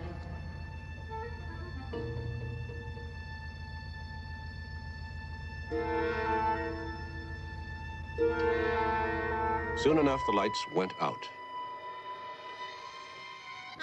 And you waited some more. You knew Kit Boone well enough to remember that she kept a spare key in the mailbox. Getting in was no problem at all. Corbett wasn't a big drinker. He told Kit himself he'd only had one drink. But since you drugged the one he did have, you weren't surprised at all to find him passed out on the sofa. You went right ahead with your plans. As a gun fancier, you examined Harley Boone's souvenir pistol more than once. You knew it was still kept in the desk in the living room. You also knew it was kept empty. But that wasn't a problem either, because you brought your own bullets. All you had to do now was kill Lieutenant Corbett in his sleep. And then wait a few seconds until Kit Boone came running out and saw you leaving. Of course, Kit Boone didn't know it was you. Dressed as you were in the uniform of a Navy commander, wearing steel-framed glasses, she thought it was her husband rushing out of the house. Later, the situation took an unexpected turn, didn't it, Mr. Porter? Lieutenant Boone decided to take the blame for Corbett's death in order to protect her husband. But that didn't matter much, did it? You were still in the clear. Somebody else was on the hook. Commander McMillan, as this is a murder trial, I've allowed you to make these accusations against Mr. Porter. However, at this time, before the witness is required to answer any questions, he must be advised of his rights. I agree, Your Honor. Mr. Porter should be advised of his rights at the earliest opportunity, inasmuch as he's to be placed under arrest at this time. The base commanding officer has been consulted and has agreed to surrender Mr. Porter to civilian authorities. Very well. Are such authorities present in this court? Yes, Your Honor. I'd like to introduce to the court Sergeant Charles Enright of San Francisco Police. With your permission, Your Honor. Jack Porter, I hereby arrest you on charges of murdering Lieutenant Donald Corbett and on charges of conspiring to grand larceny. It is my duty to tell you that anything you say at this time can be used against you in court.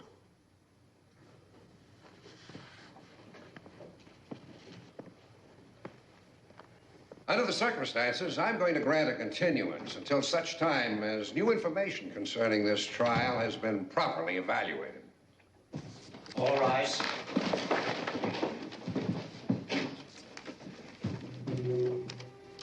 Well, Kit? You okay?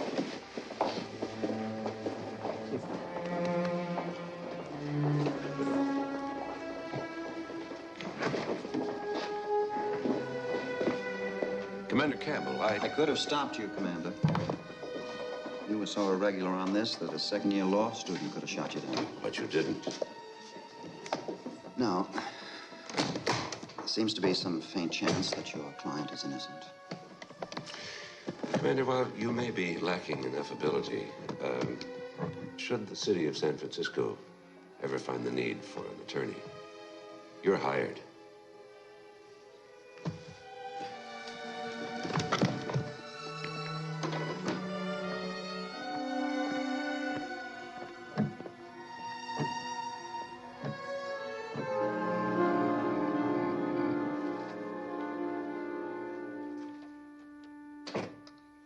Here we are, milk and cookies for our very own William Jennings Bryan.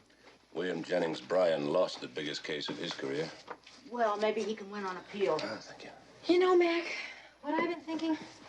Never. Kit and Harley Boone. Now that she's not on trial for murder, do you think they're going to get back together? Harley's already moved back into the house. Oh, that's great. There is one thing I've been meaning to ask you. That day that we went to all those gun shops all over San Francisco looking for the bullets, what were we looking for? The killer. You see, Kit mentioned that though her gun was loaded, it had never been fired. Harley Boone said it had never been loaded, so one of them was lying. And you thought it was Kit, right? Well, it looked that way. And there was another cloud over her head, beside murder. Well, yeah, they still suspected her for burglary. Right, and as it turned out, she was lying to protect Harley. Tracking down those bullets turned out to be a lucky break. They led me to Vince Wagner, the man behind all the burglaries, and he led me to Jack Porter. Jack Porter didn't buy the bullets because he knew his name would appear on the registration book. Right. How did Porter know that Corbett was involved with the NIS? I was wondering about that myself till a couple of hours ago. Porter broke down and gave his statement. A week before Corbett was murdered, he and Kit went over to Porter's house for a Sunday afternoon barbecue. Porter was in the kitchen mixing a pitcher of sangria. The others were in the pool. The phone rang. It was Vince Wagner. He needed some information that Porter kept under lock and key in his bedroom. Just as he left the kitchen, Corbett wandered in, dripping wet. He was looking for the sangria, but then he must have noticed the phone off the hook. He probably started to hang it up, then couldn't help overhearing some of the conversation. What he overheard must have convinced him that Jack Porter was his man. Corbett took the sangria and went out to join the others.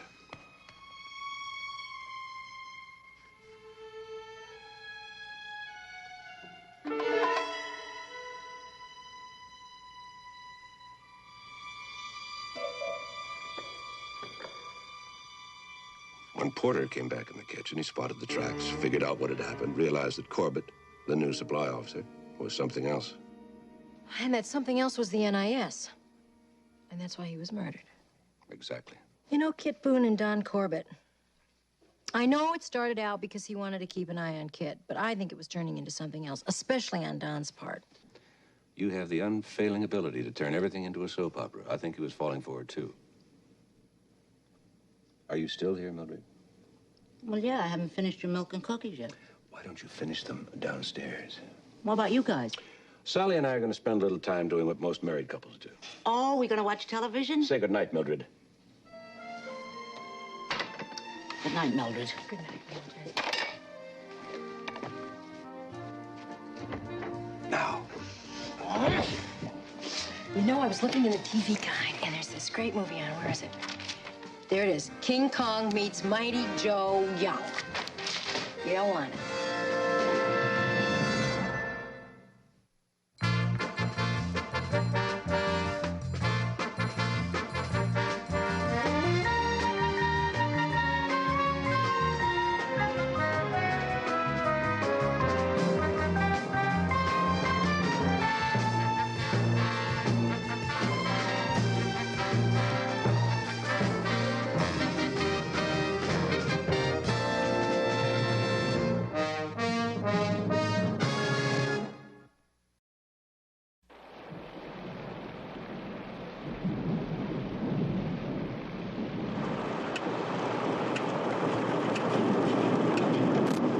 I certainly appreciate your being with me in my hour of loss. Mildred, your Aunt Wilhelmina hasn't died yet. Maybe she'll rally, Mildred. No. I talked to the lawyer. He says this is it. Everybody in the family's been notified.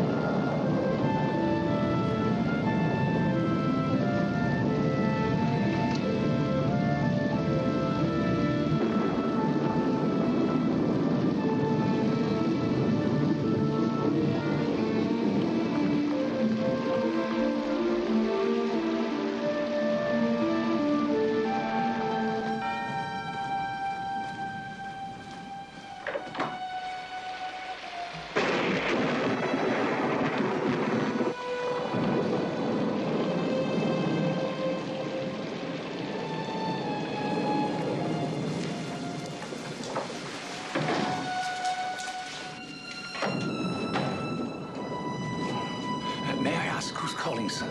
We're friends of the family. I'm the family. Everyone is in the library. May I take your coats, please? Thank you.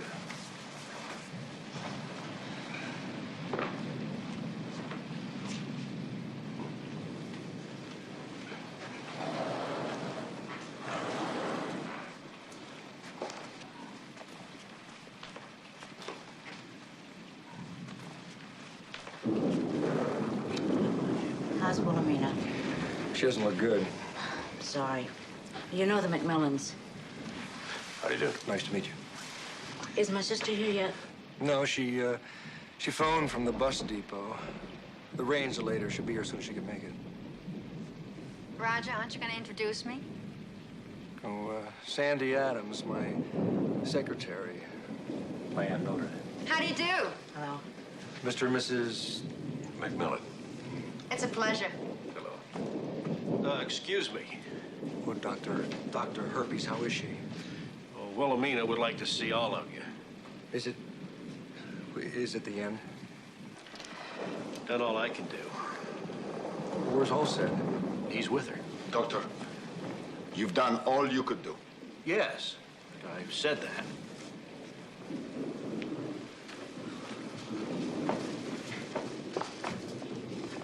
Sandy, will you go home?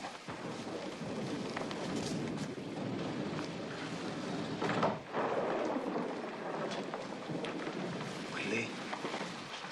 My dear Willie.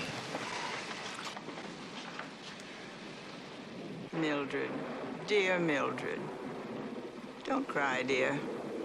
I'm not afraid of the Grim Reaper. Where's Agatha? She's coming, Wilhelmina. She'll be here soon. Oh, Willie. Shut up, Miguel. Where's my little Jenny? I sent a telegram, Wilhelmina, but she hasn't arrived as yet. I want her here with me.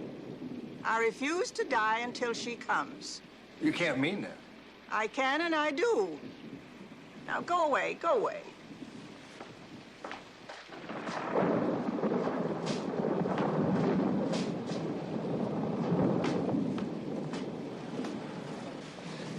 I say, McMillan, can you give me a lift down to the marina? Sure. My secretary has my car. I live on my boat. Oh.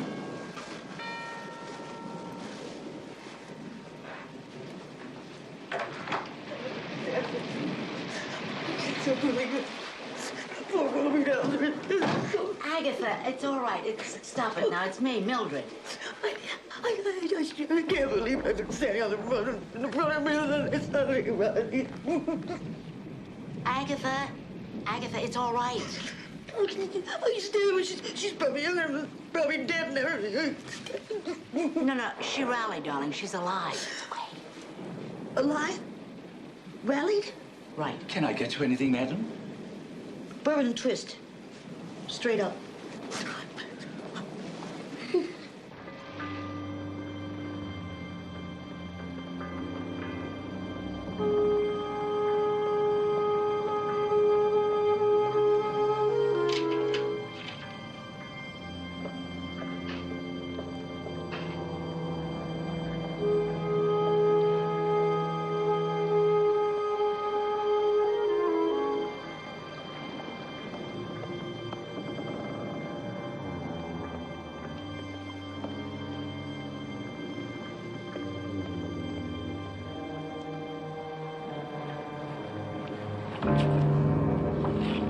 What do you want?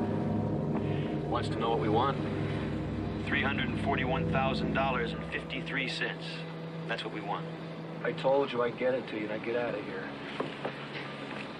Told us that months ago, and weeks ago, and days ago. Your credibility suffered an irreparable harm, as will your face if you don't cough up the money. Look, you guys have been terrific. I know that, but there's nothing I can do. Now, my aunt's on her deathbed. As soon as she goes, I get $1 million. You guys get paid.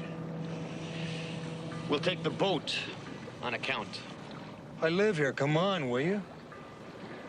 It's only a matter of days until she dies. Make it a matter of hours. If she's not dead before morning, you will be. Ernest?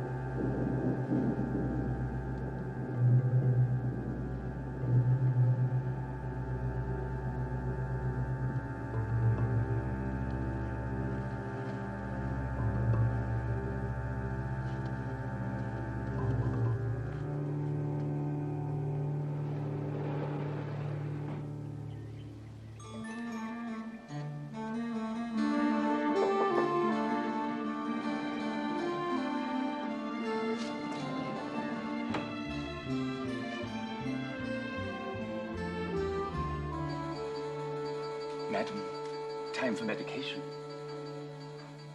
Madam?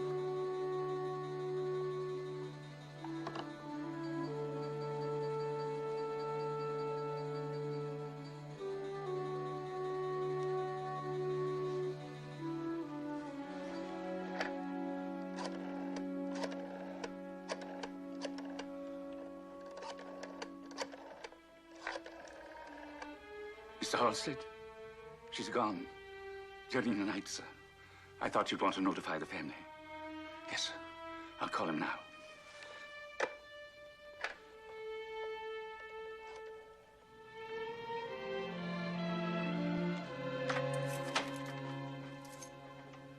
Sally, I'm home. Yeah, we're in the kitchen. Oh, great. I'm starved. What's... We're relining the shelves. Spring cleaning, Commissioner. It's January. Well, I don't like to let things back up on me. You mean like dinner? We ordered out. It ought to be here any minute. Oh, hand me that roll of shelving paper down there, will you?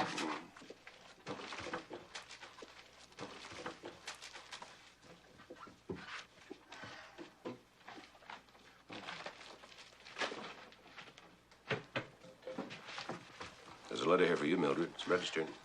Yeah, I know. Been trying to get her to open it all day. You know what this is? How could she? She won't open it. It's from a law firm. Aren't you curious? No, if I'm going to be sued, I don't want to know about it. Good boy. Mac! Sure, letter. Well, it could be good news, you know. Well, if it's good news, it can wait. If it's bad news, it can certainly wait. Mildred, open the letter.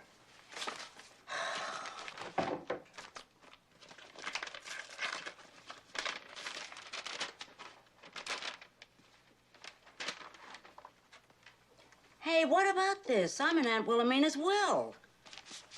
That means you're going to be rich. Yeah. You could be.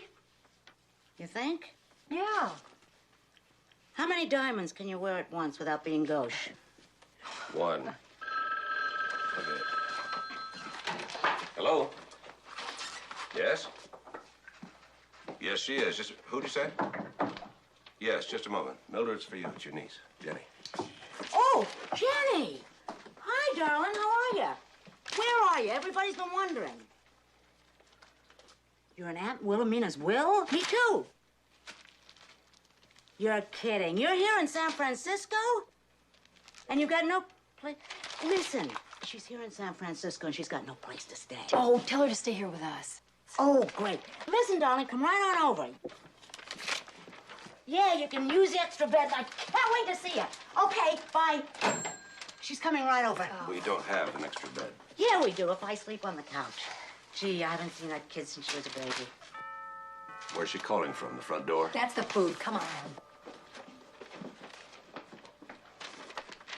Do you realize that Mildred might have more money than we do? If you paid her this week, she's got more money than we do. Have you got money for the delivery boy? Agatha, you're back. I know I should have called first, Miss McMillan, especially after you put me up without a peep.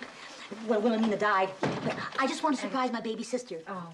Where is she? She's in the kitchen. Agatha, And where is your handsome commissioner? He's there. I bet he's out solving crimes, doing something daring. No, he's right there. Oh, Commissioner, you'll never guess what happened. I was out there. You came back to San Francisco for the reading of Wilhelmina's will, and you're planning on staying here as usual. Well, it's all right, of course. And you're too late. Too late for what? Hi, Ag. Mildred! Aw. Yeah, long time no see. Wilhelmina wrote me into her will. Me too. Oh, it seems like I've never been away. Well, you're right. You just left day before yesterday. Well, I'd better put my stuff back in your room. Yeah, well, Is there a problem? I mean, I wouldn't want to burden anyone. I can always stay at the Y. They can stay here, but you will have to decide where to put them all. Put who all? The food. Hi, guess who? Little Bo Peep. Oh, Aunt Mildred. No, Aunt Agatha. Aunt Agatha. Aunt Mildred. hi, dear. And you must be Commissioner and Mrs. McMillan. Aunt Mildred's written me all about you. Well, it's certainly nice to meet you, Jenny. Likewise. My, you were right. He is a tall one. Oh, Well, don't let me disrupt anything. Why don't you all just go about doing whatever it was you were doing before I came in, and I'll just go unpack. Unpack? And where are you sleeping, my dear? In Aunt Mildred's room. I know you must be exhausted, so let me show you where to put your things and you can tell me all about it. All about what? Anything, dear, anything. You know, I've never witnessed a population explosion before. She took my suitcase. Ah, the food. Bound to be more relative. Don't joke, it's the food. Great. I'm starved.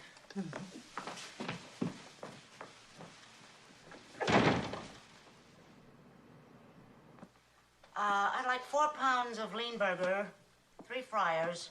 Cut them up for me, will you? Some eggs. Yeah, 2 dozen eggs, 6 heads of lettuce, a bunch of celery. And some nice tomatoes. Some nice tomatoes, yeah, right. Oh, yeah, any time today is fine. Thanks.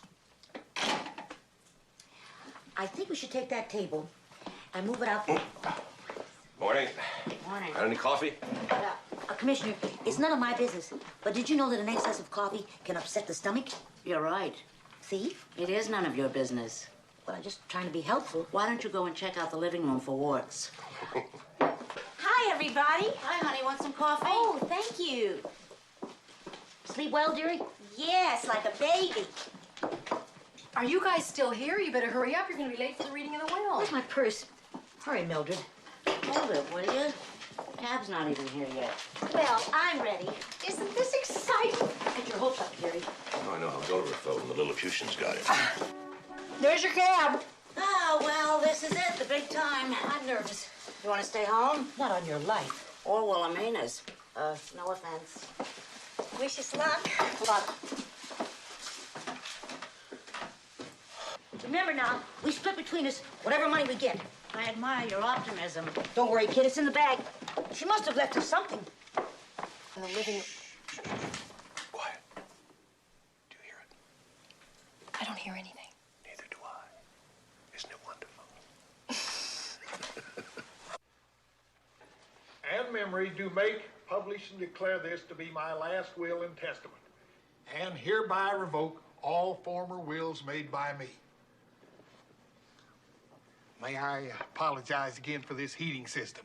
It's the second time this month that it's gone out. They keep telling me that they've got it fixed, but, well, yes. Article 1. I direct my executor to pay my just debts and funeral expenses as soon after my decease as may be practicable. Article 2. I give and bequeath the... Oh, Mr. Thornton, we despaired of your showing up. Sorry to keep you all waiting. I was unavoidably detained. Business. I believe that you know everybody present. Why don't we save all the social amenities for later, I'm sure everyone's anxious to hear the will. Yes, well, let's see now, where was I? We give and bequeath. Oh, yes. I give and bequeath the following. To Miguel Esteban, since he has professed no interest in material goods but only in my love, the original oil painting of myself that he seemed so fond of. Win a few, lose a few, eh, baby? Article 3. All the rest, residue, and remainder of my property, real, personal, and mixed, wheresoever situated in the assessed value of $996,000, I give, devise, and bequeath to my grandniece, Jennifer Carter. What? If for any reason Jennifer Carter is unwilling Oh, I'm willing. or unable to receive, I've heard enough. This is a farce. She'd never leave everything to her. this will is signed and witnessed. Mr. Thornton, please. You are named next in succession if Miss Carter... Next in line? I'm first in line. I was the one who took care of her day in, day out, not her. She wasn't even here for her funeral. We're all legally bound by this document, sir. Oh, really? Well, hang on to your briefs, Halstead. I'll tear that will apart at the seams. We'll just see who gets what. Roger, please. Mr. Thornton, I must warn you that if you contest this will and lose, you lose everything. No settlement, no succession, no nothing. I don't intend on losing, Mr. Halstead. That money is mine, and I'll get it one way or another. Well, Roger, please. Sandy, stay out of this. I'm sorry, everybody. I'm sorry. Oh, what a sore loser. Well, just for curiosity's sake, Your Honor, I'm a lawyer, not a judge. or whatever you are, who's next in line after Thornton? Well, you are, and then Mildred, and then Charity. Well, I guess that about wraps it up, folks. May I suggest that everybody stay in town till we find out what Mr. Thornton intends to do? Oh, I feel so guilty. Maybe I shouldn't keep the money. Can I refuse it? Well, it's highly irregular, but there's nothing to stop you. Oh, yes, there is, Counselor. What? This. They are right, Miss Carter. You should keep your legacy. It is, after all, your great-aunt's wish. Well, Let me drive you home. We'll talk about it. and Agatha... Mildred and I'll take a cab. Wonderful. Let's go. May I call you Jenny? Certainly.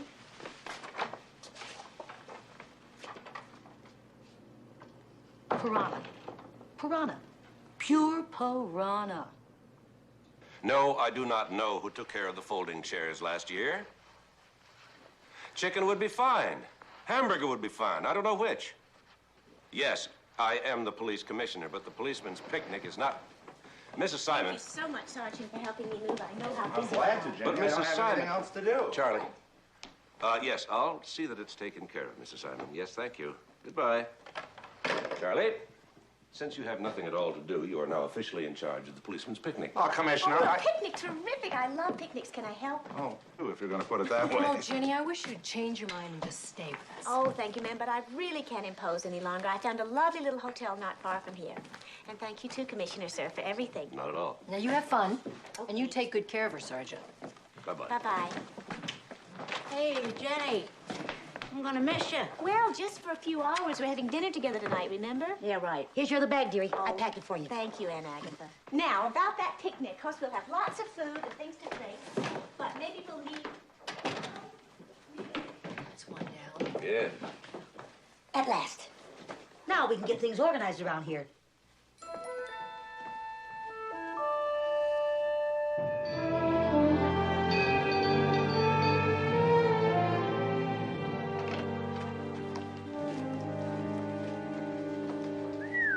Will you look at this place? Oh, yes, look at this room. Will that be all, sir? Oh, yes, thank you.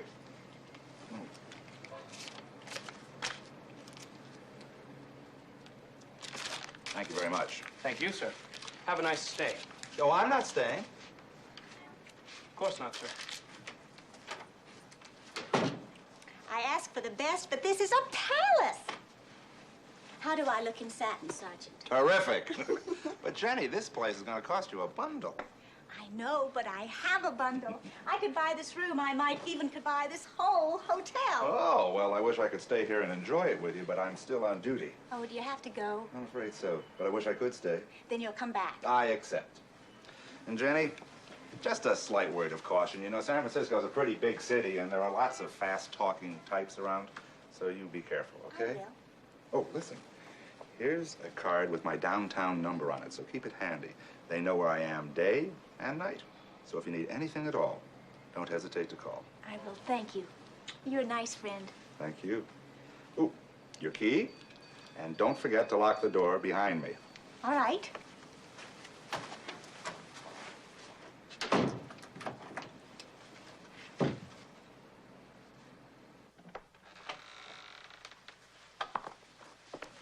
It's getting a bit late, don't you think?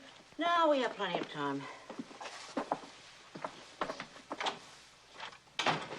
Where's the cab? Relax, will you? It'll be here in a minute. Well, the problem is that child is going to need some financial counseling. But what she's going to get is every two-bit fast buck artist in town trying to climb into her bed. As it were. Is, was, were. What's the difference? She can take care of herself. Oh, yeah. Oh, do I detect a trace of bitterness over the disposition of Wilhelmina's estate? You betcha. Well, it's not Jenny's fault. It could have been left to any one of us. Then why didn't they? There's a taxi. Come on.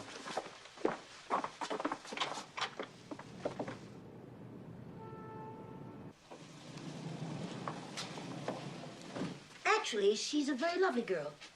A bit naive, but sweet, really. A change of heart that has nothing to do with the fact that she is now the richest kid on the block, right? Besides being older and wiser, not to mention taller, I'll just ignore that spiteful remark.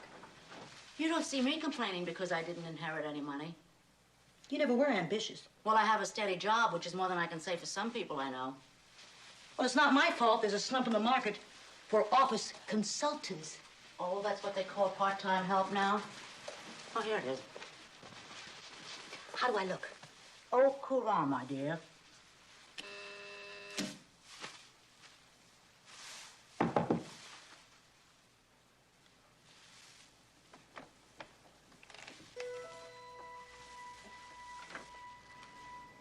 Jenny? Jenny, you here?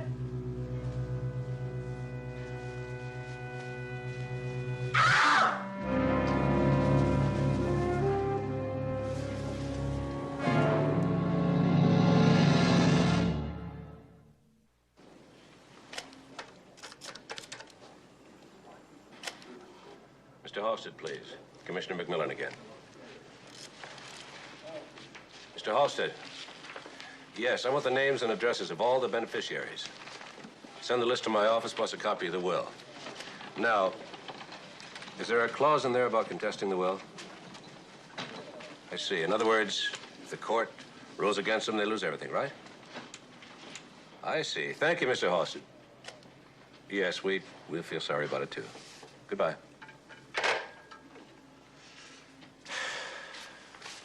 I'm gonna take Mildred and Agatha home, okay? Yeah, I'll be home as soon as I can. Okay.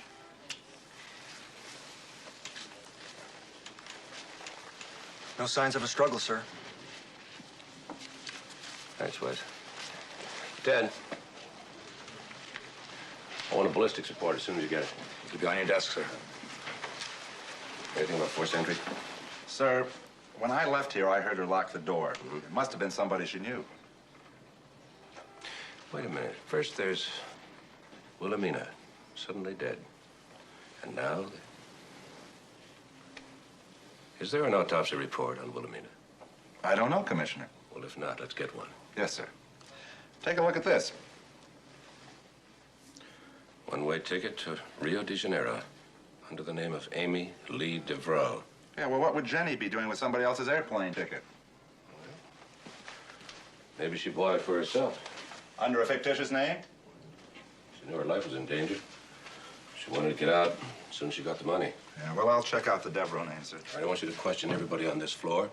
Find out if they saw anybody going in and out. Also, check with the switchboard for calls. Right away, sir. And I want a complete report on Roger Thornton, including his financial condition. Yes, sir. Come on, Wes.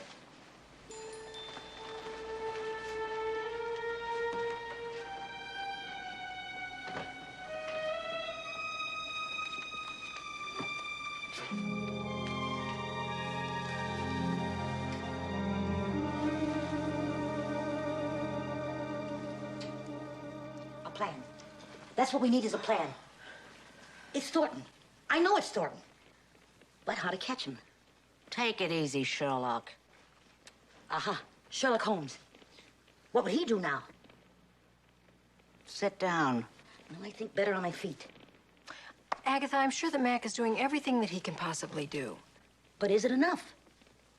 I think we'd all feel better if you would just sit down. Well, of course. Why don't you just say so? Miguel Esteban. Now, there's a suspicious character if I ever saw one. You know who did it? Did you get any clues? Did you arrest anyone? No to all of the above. Well, it's gotta be Thornton. Can't you just arrest him? Agatha, that's not exactly the way due process works. So far, his only crime seems to be greed. Well, there's Miguel Esteban. Miguel, yes. He's chasing Jenny all around the place. Chasing ladies, rich or poor, does not a crime make. Oh, if you catch him, it is, Commissioner. Well, you know, Agatha, I'm just going to have to think on that. In bed. Good night. I think that's a great idea. I think I'll go to bed, too. Good night, Agatha. Good night. That doesn't sound bad. I think I'll turn in, too. Doesn't anybody realize how serious this is? Mildred! Doesn't anybody realize how serious this is? Somebody? Anybody? Help me?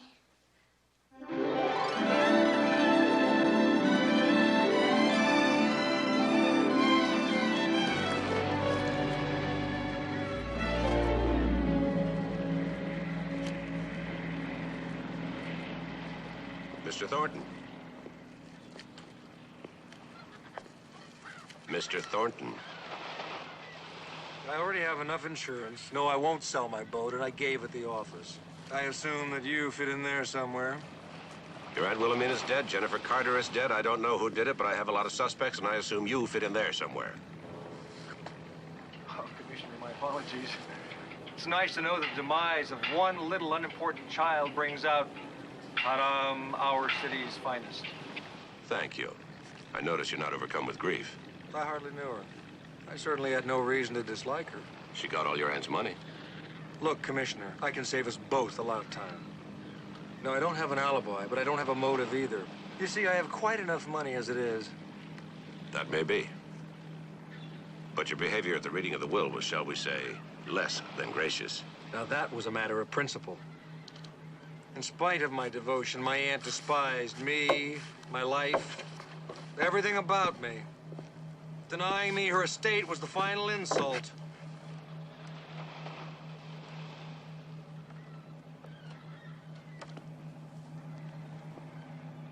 I only have $11 and change on me. You suspect me of murdering my aunt for her money, then murdering Jenny for the same reason. But you need evidence to make that arrest, so you've come down here to see what you can find. So here's my gun. Check it out. Actually, I was just looking for an excuse to leave the office. Oh, in that case, you care to go out for a spin, Commissioner? No, thank you. I get seasick.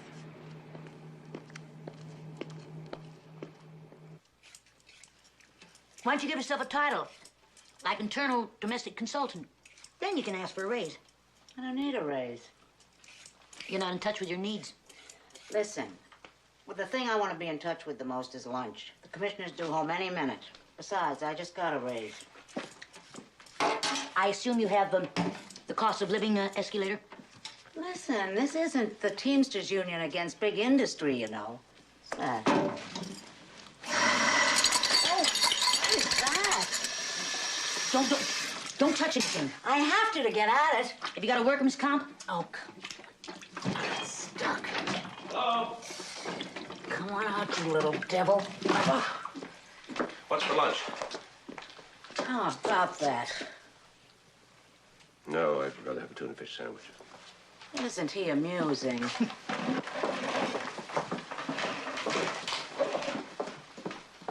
Well? Well, what? Did you arrest him? Who? Thornton. Of course not. No wonder crime is up 30%. Nobody wants to make an arrest around here. Did Enright call? Yeah. They drew a blank on the hotel. Nobody saw anybody enter or exit except Enright and Jenny when they went in. Any fingerprints? Zilch. Zilch. Nothing. Commissioner, how well do you know this Enright man? Very well. Why? The power and the allure of sudden wealth, Commissioner. Then stir in a pretty girl, and you have all the ingredients of a crime of greed and passion. You have a fascinating mind, Agatha. It kind of runs in the family. That's true. I'm going out. Where to? Just out. I don't want to alarm you, Commissioner, but I have a feeling that Agatha is going to do something that we're all going to regret. Well, she's just concerned, like the rest of us. Concerned, yes. Like the rest of us, never.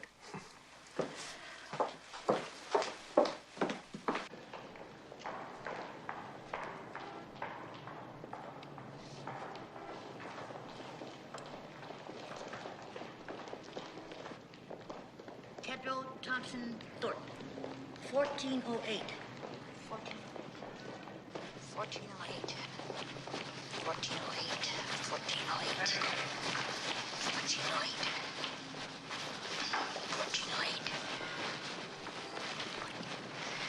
1408.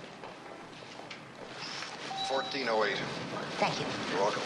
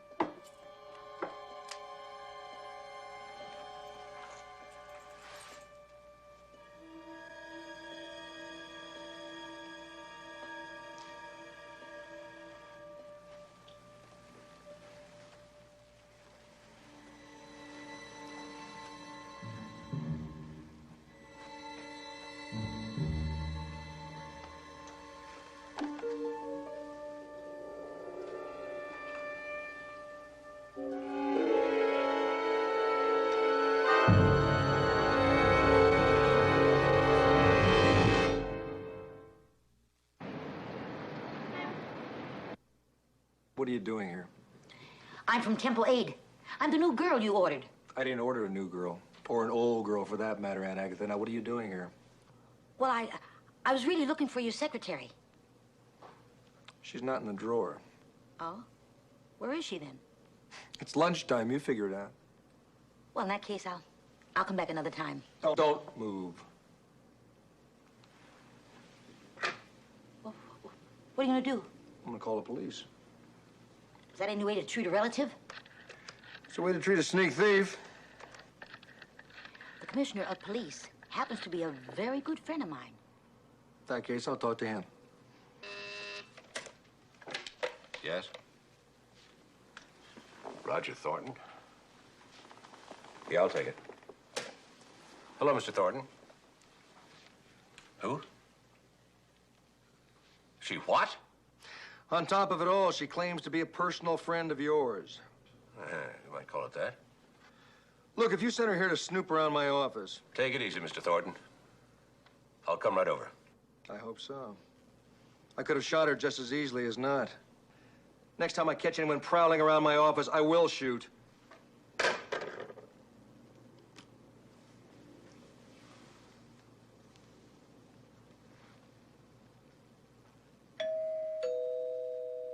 Hang on, I'm coming.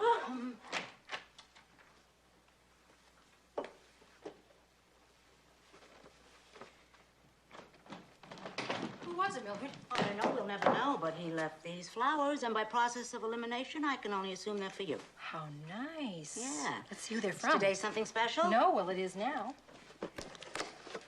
To Agatha. To Agatha? Agatha? Who would send flowers to Agatha? Yeah. Who would send flowers to Agatha? I said that. Well, I tell you, there's one thing we could do. We could steam it open. No, we couldn't. And then seal it right up again. We just put the card right here and wait until Agatha comes home. Right. Well, I have some things to do in the kitchen. Yeah, I got a lot of things to do upstairs. Well, let's go do them.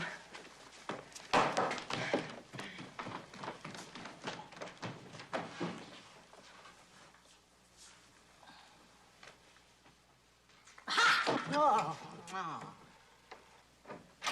I was just this far from finding something. I know it. Matt, what are you doing home? Just delivering Wonder Woman back to her lair. What are you talking Agatha, about? you could have been shot. Shot? What'd you do? Well, nothing, really. Nothing. Roger Thornton caught our Miss Marple going through his private office file. But I thought if I could find some proof that he needed a lot of money, then we'd have Jenny's killer. Agatha, this is no game. If he pressed charges, you'd have been thrown in jail. Jail? But he wouldn't press charges. If he did, they'd know he was trying to hide something. Don't you see? I gotta get out of here. I almost understand what she's saying. Don't you worry, Commissioner. We'll solve this. No, Agatha. I'll solve it. I and my department, you, will keep your nose clean. Is that clear? But No buts.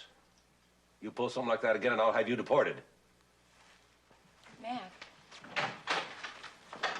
Well, Mac!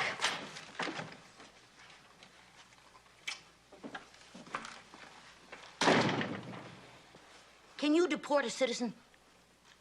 What are we gonna do with her? I think we ought to just give her flowers. Flowers? Here you go, Agatha. These are for me? That's what it says, but I think it's a mistake. I find you most intriguing. I would love to see you. Miguel Estelban. Oh, I don't believe that. It's inevitable. Well, so's the end of the world.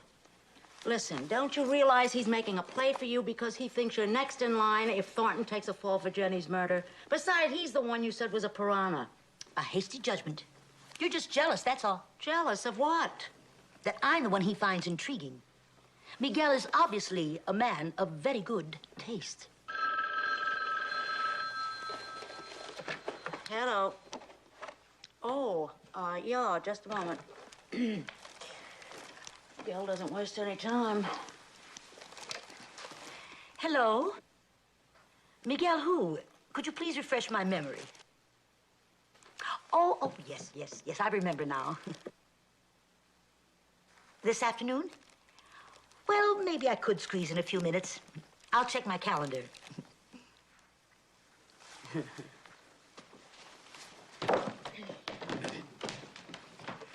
Yes, this afternoon would be just fine. What time?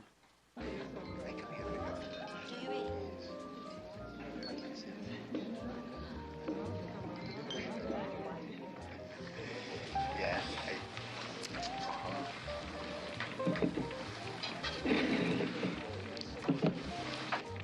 Your story is really fascinating. Tell me more about it. Would you believe he held me at gunpoint for almost a half hour? Can you imagine? That must have been terrible for you. Uh-huh.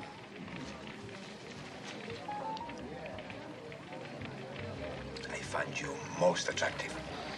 We must spend more time together. Mr. Esteban, I didn't just fall off the turnip truck, you know. You're wondering why my sudden interest. Well, no offense. It's just that a man with your talent, well, he's usually attracted by wealth. I'll be frank. I am really worried about this poor child's murder. I was very close to Wilhelmina, as you know, and I want to see justice done. I think you are a woman of courage and conviction, and I think between the two of us, we can help solve this case. And that's the whole reason? Mm-hmm. And the fact that I find you, please don't take offense, physically entrancing. You're kidding.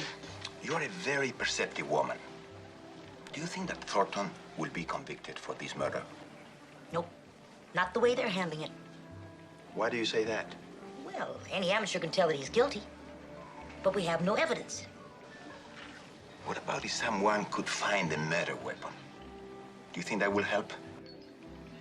Yes. Yes, it certainly would.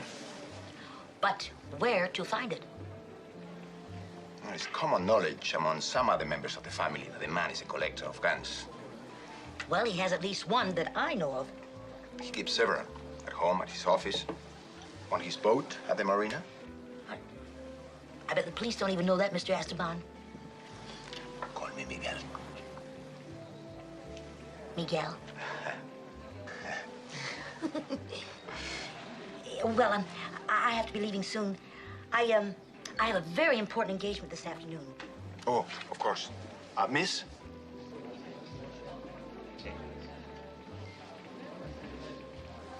Lunch tomorrow. We'll see.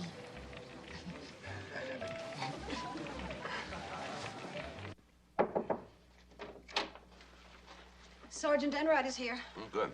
And also, I wanted to remind you. What? You know what? No, I don't know. What you told me you didn't want to know about. Maggie! The Carpenters. What? The Carpenters. Oh, I don't want to see him. I told you that. I tried to stop them, sir, but the entire building is being done. All right. Just let me know when they're due. Yes, sir. Don't you think it's time to bring Sergeant Enright in? Oh, yes, sir. I almost forgot. Sergeant. Thank you, Maggie. Want a sandwich? No, thank you, sir. I've already eaten. I've just been looking at the ballistics report on Thornton's gun.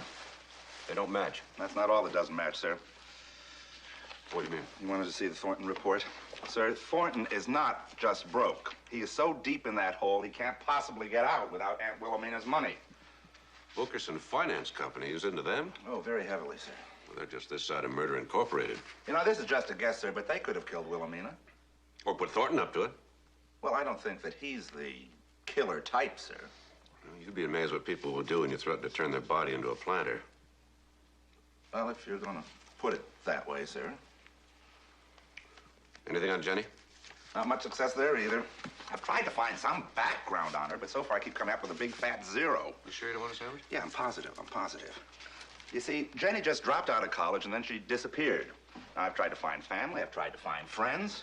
She did have a college roommate, a Lynn Connors, but she's disappeared.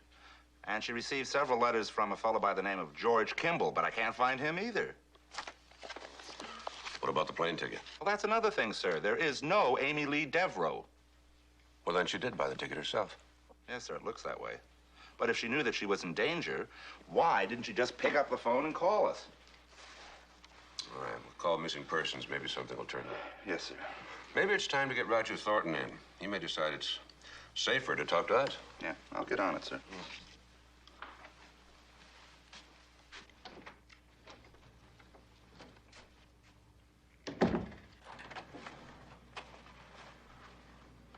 Mildred? Agatha?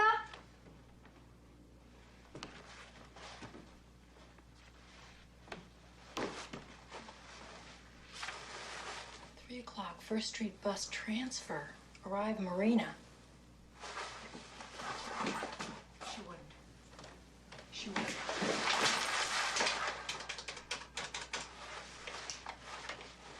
Commissioner McMillan's office, please. Maggie, is Mac there?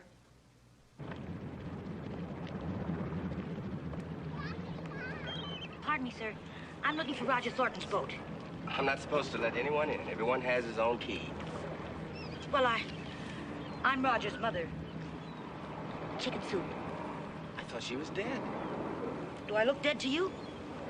I'm terribly sorry, Miss Thornton. Well, you should be. Sip 1900 de la Petite. Thank you.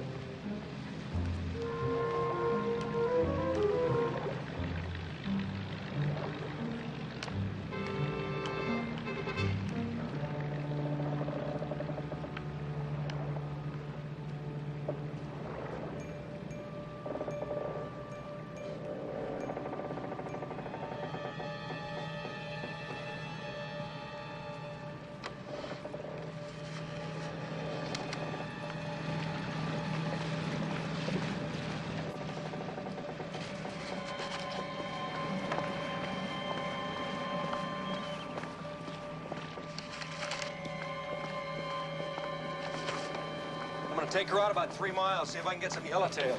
Okay, good luck. Supposed to be pretty good.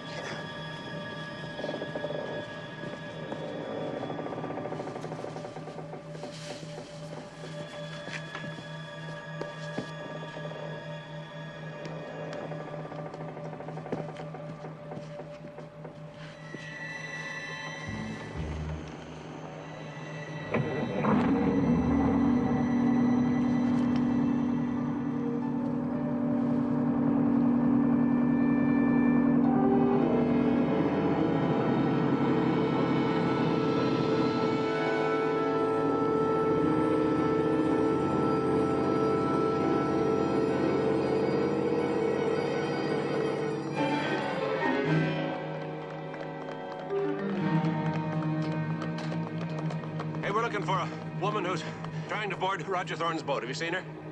Oh, you mean his mother? Mother? Sure. They set out to sea maybe 10 minutes ago.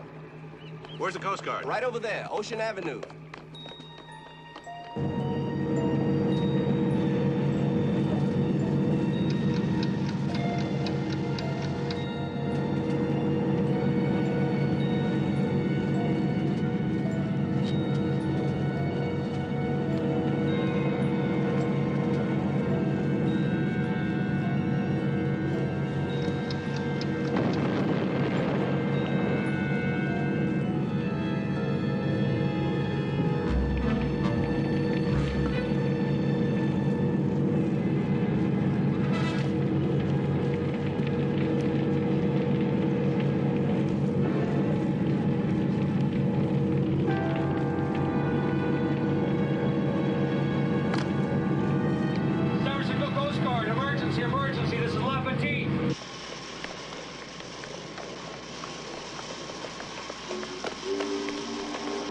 I'm Commissioner McMillan. I'd like to radio the La Petite. It put out about 10 minutes ago. Yeah, they just radioed in, said they're on fire. What? Fire.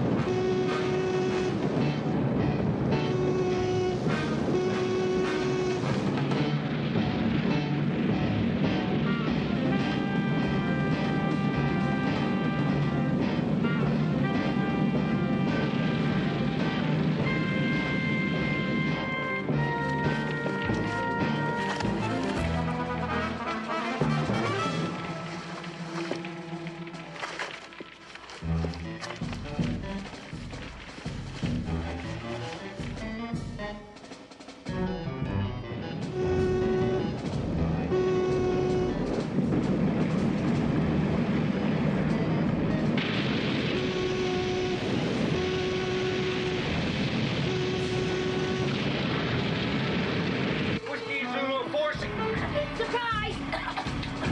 What's that? What do I do now? Jump! But I can't swim! How do you feel about cooking? Well, I can...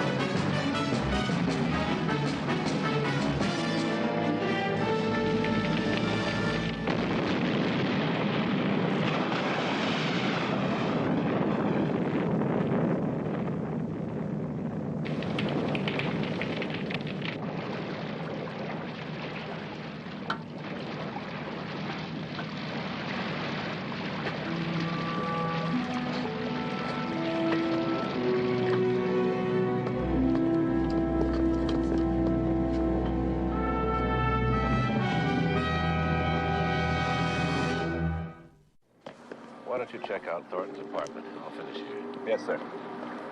Can you tell me what happened here? Sorry, no. Was it an accident? We don't know. Well, then do you think it was murder? Look, I didn't say that. Hey, listen, who was the guy on the boat?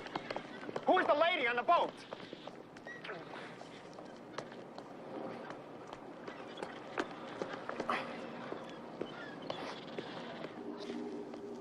You want my coat? No, thanks. Who was the guy that got blown up? Roger Thornton. Hey, do you think this case has a gangland M.O.? What? Well, I mean, like, do you think the guy was snuffed? Offed? Murdered? I don't know. Hey, were you in the boat? No. I always go swimming with my clothes on. Yeah. This Thornton guy, is he a friend of yours? Relative, what? Hey, wait a minute. Who are you? I'm a stringer for the San Francisco News. Well, shouldn't you be at practice or something? Oh, come on, that's a reporter. Look, I don't know a thing. Excuse me. Yeah, well, nice talking to you, Miss, Chadwick. Florence Chadwick.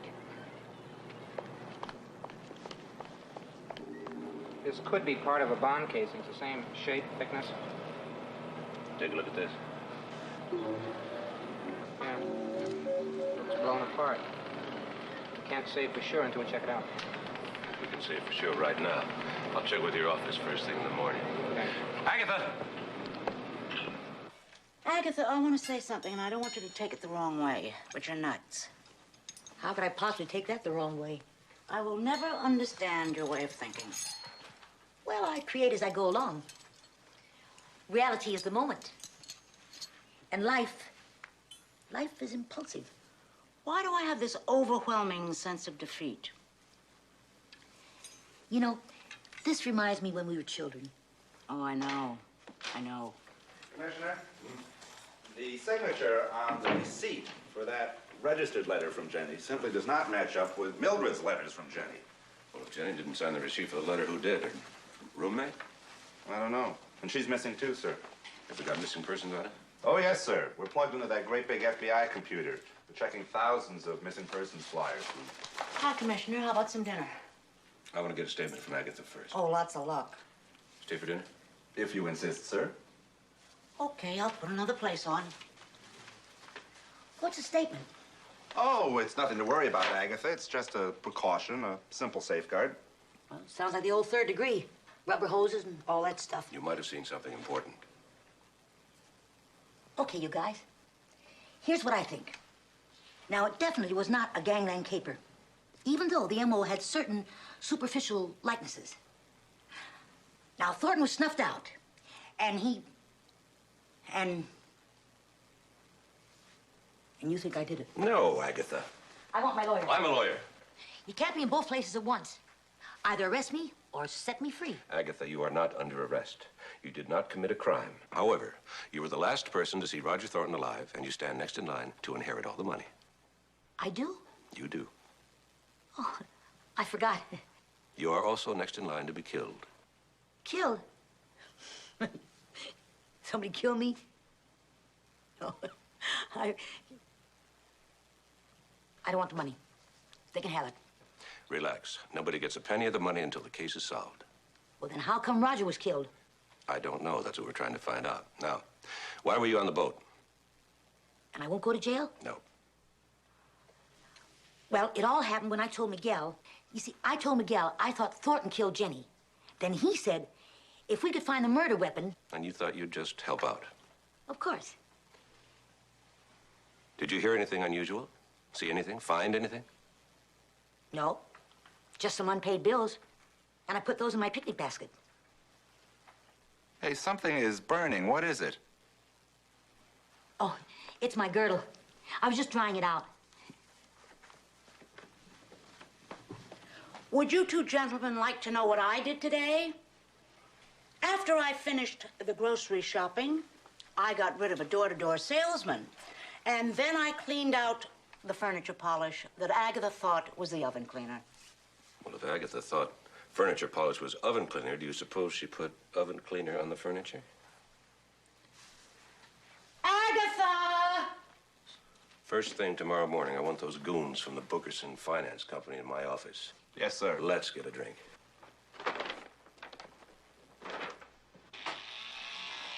Yeah?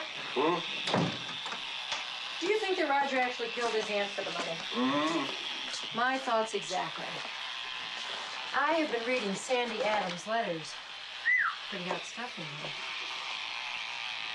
She was a lot more than a secretary. A lot more to gain. I mean, if Thornton got the money and she got Thornton.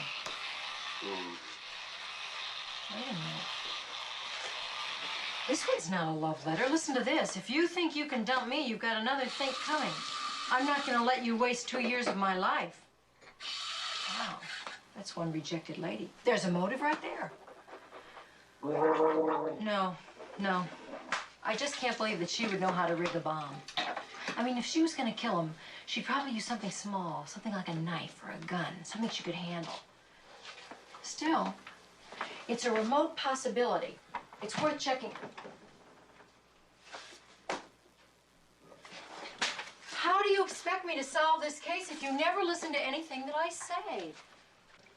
Oh, you got it all wrong, Mr. McFarland. McMillan. Oh, I'm sorry. I got a bad ear for names. But anyway, it wasn't like you think.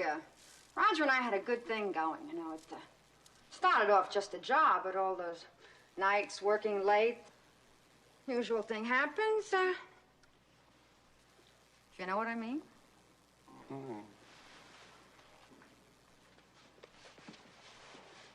You work late sometimes? Oh, yes.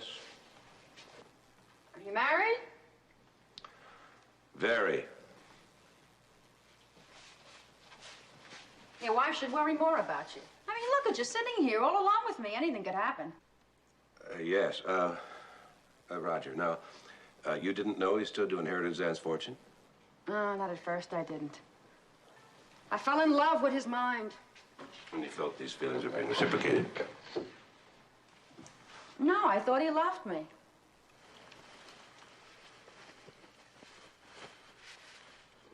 Were there other women in his life? For 2 years, everything was just fine. Then suddenly, he's getting all this money, and poof, everything goes. Me first. Oh, don't tell me about Roger and all his women. I knew all about them. I didn't care. Roger was the kind of guy that you play, you know, while he's around. Well, don't think I didn't have hopes. I was really hurt when he dumped me. I mean, he was getting all that money, and I was getting the shaft. I can't decide. You pick one. Oh, well, I don't know. They're all so uniquely you. Pick the blonde one. Well, it was Roger's favorite. It's his funeral.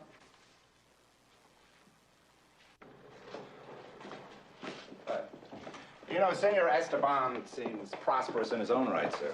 Senor Esteban seems to be a lot of things, none of which I buy. Well, what about Sandy Adams? Well, that's a little easier. There are two possibilities there only. She's either very innocent or very clever. I've got a tail on her till I find out which. Hi, Maggie. Commissioner, your office If you is... hold off, Crosby. Yeah, the men are there. From the Bookerson Finance Company? They're here, but so are the other men. What men? The carpenters! Hiya, Charlie. Oh, hi, Pete. Commissioner? Hiya. You know him? Yes, sir. I got him the job. He's my brother-in-law. I thought you didn't like your brother-in-law. I don't, but I love my sister. And if he doesn't support her, I may have to. Commissioner, enough small talk. What are we doing here? I'm trying to solve a murder, and I thought somehow you two could help. Who was the former person? Roger Thornton. He's dead? Blown to bits on a boat. You have no idea how that pains me. How much is he into you? Way over 300,000. And you didn't decide to make an example of him? Are you kidding? Speaking theoretically, of course. You only make examples of small fish. A big fish like Thornton, you hope maybe a couple of broken parts will make the point. Commissioner, I thought you might want to see this right away. It just came in. Thank you. Oh, would you escort these two out, please? Let's go. I may want to talk to you again. Always a pleasure, Commissioner. Come on, Ernest.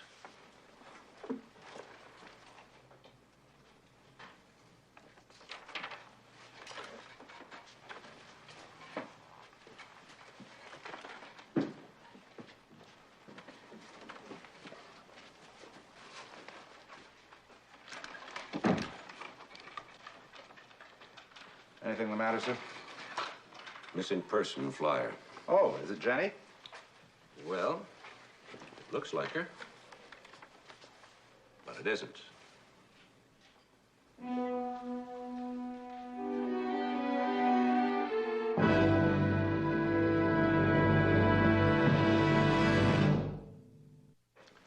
Jenny wasn't Jenny.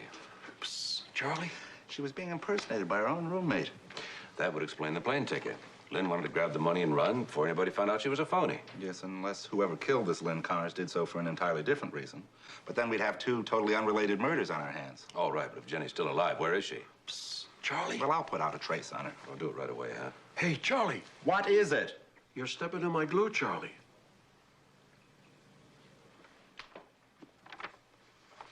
Come on, let's get out of here. Well, take your shoe off Oh, first. yeah, right. Charlie, Ellie sends her love. I got another shoe in the car, sir. Good. No.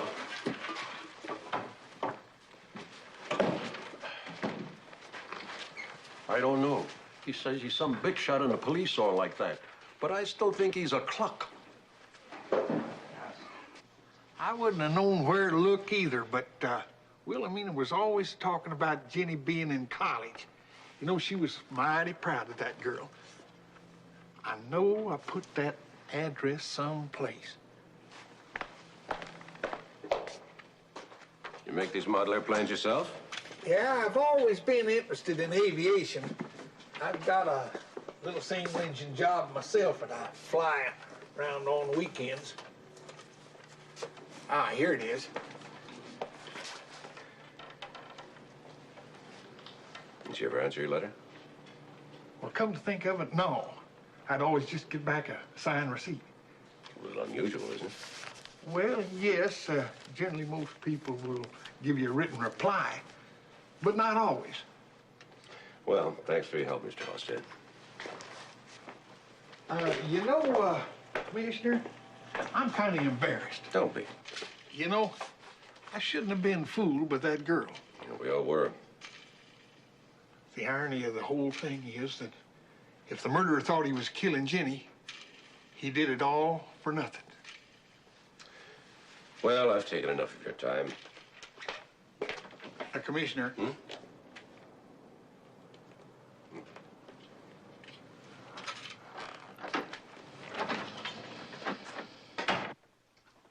Four diamonds. I pass. Four spades? I pass. Listen, Jenny is alive then, right? I don't know. She might be. Four, no trump. Pass. Yeah, she might. 5 hearts. Well, I don't know what to think now. I pass. 7 spades. I'll get it. It's probably clean. 7 spades. Yeah. Hello? I'll see if she's in. Who's calling? Who's Sarah Farnsworth? Oh, she's only the richest woman in San Francisco. Who's the call for, Agatha? Me. Hello? Yes, this is she. Well, I'd love to come. I'll have to let you know. Well, my secretary has me on a very tight schedule. You know how it is. Yeah. Of course, I'll do my best, dear. Goodbye. She's invited me to the ladies' auxiliary tea on Saturday. But why would she do that? It's the grapevine. She thinks you're rich now. But I'm not. If Jenny's alive, I'm not even next in line. Ah. But Sarah Farnsworth doesn't know that, does she? We don't have to tell her, do we? What was the last bid? 7 spades. Double. You know what my horoscope said today? What? Spent a lot of money today. Well, how do I look? Very nice. Commissioner, very nice isn't exactly what I had in mind. I want to look worldly. What I'm worried about is otherworldly. Otherworldly? As in dead, Toots. But you said that I know what I said.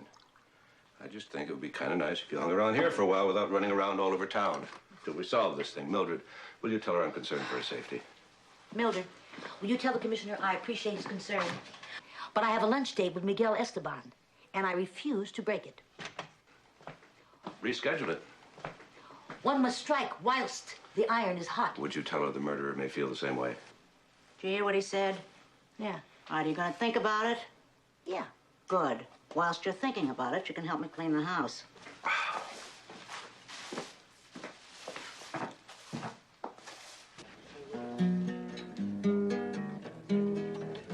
Mi amor, mariquita linda, ya me voy porque tú ya no me quieres como yo te quiero a ti. Me voy porque tus desdenes sin piedad han herido para siempre a mi pobre corazón. Adiós, vida de mi vida,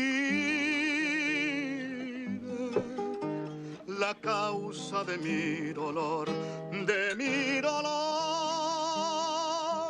el amor de mis amores, el perfume de mi flor. You are absolutely exquisite, my dear Agatha.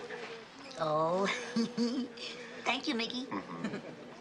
A fitting end to a near-perfect afternoon will be a visit to my apartment. What do you think? I don't know. I don't know. Besides, I want so desperately to be alone with you. But we're alone here. No, alone. Away from prying eyes. I want to show you my rock sauna. What prying eyes? That guy at the bar. Let's get out of here. I promise you, you will not regret this momentous decision. No.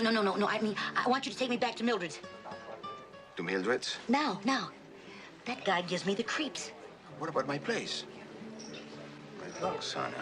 Oh, just control yourself, if you can. I don't understand. You don't care about my safety? Yes, I do. Of course I do.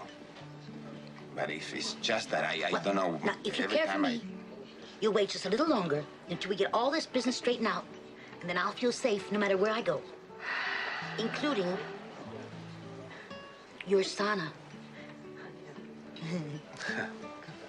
Of course. I take you home.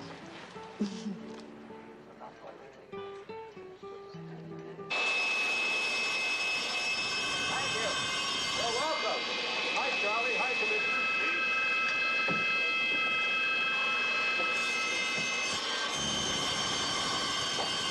Hello? Well, hang in there. Goodbye. There's one thing I don't understand. What? I say there's one thing I don't understand. I don't understand how Miguel Esteban keeps alive. I mean, he doesn't have a bank account. He only has credit cards. All he has is credit cards, and he owes them all a bundle. Must be desperate for the money. Yeah, but killing's not his style, sir. He's a gigolo. Besides, why does he keep romancing Agatha when Thornton is the next beneficiary? Coming out with Agatha before Thornton's death convinces her he's not after her money. Once he gets his hooks into her, he kills Thornton. Agatha has the money, and Miguel has Agatha. Right. Thank you, Nero Wolfe.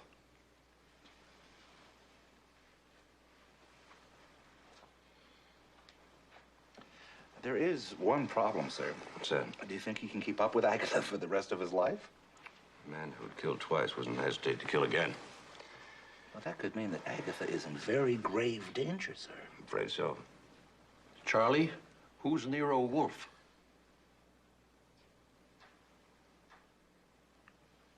It's all wrong, and I know what I'm talking about. I don't label your meat. It looks like a 5 to me. $5.98. That is definitely not a 5.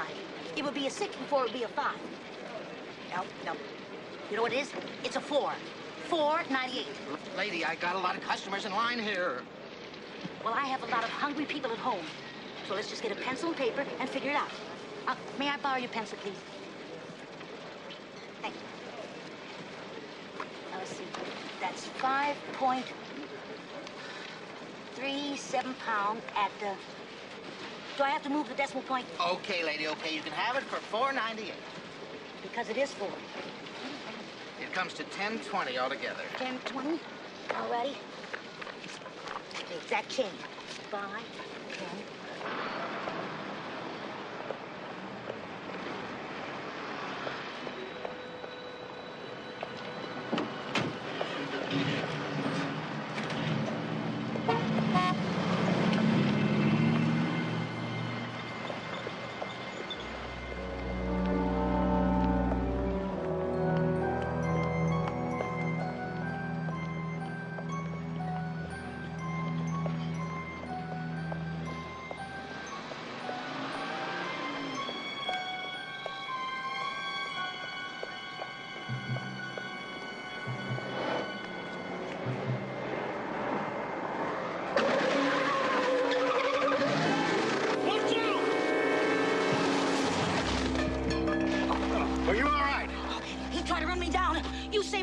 Let me help you.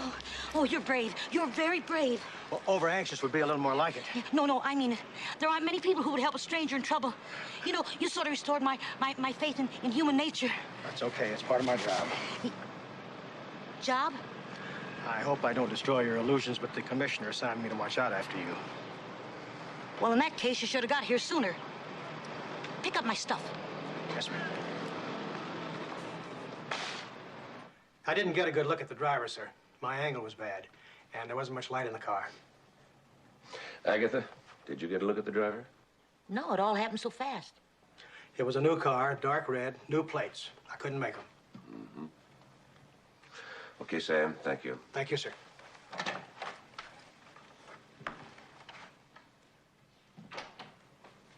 No, I don't want the money. I don't want anything to do with it. Well, you don't even have the money yet. Even if I don't have the money, I don't want it. You're just upset, Agatha. I'd say scared to death is more like it. Don't say death to a scared person. Maybe we now can prevail upon you to stay a little closer to home. Commissioner, I'm going to call Mr. Halstead. I don't want to be next in line for the money. I don't even want to know what happens to it. Why don't we decide that when you feel better? No, I have to do it now. I won't feel better until I do.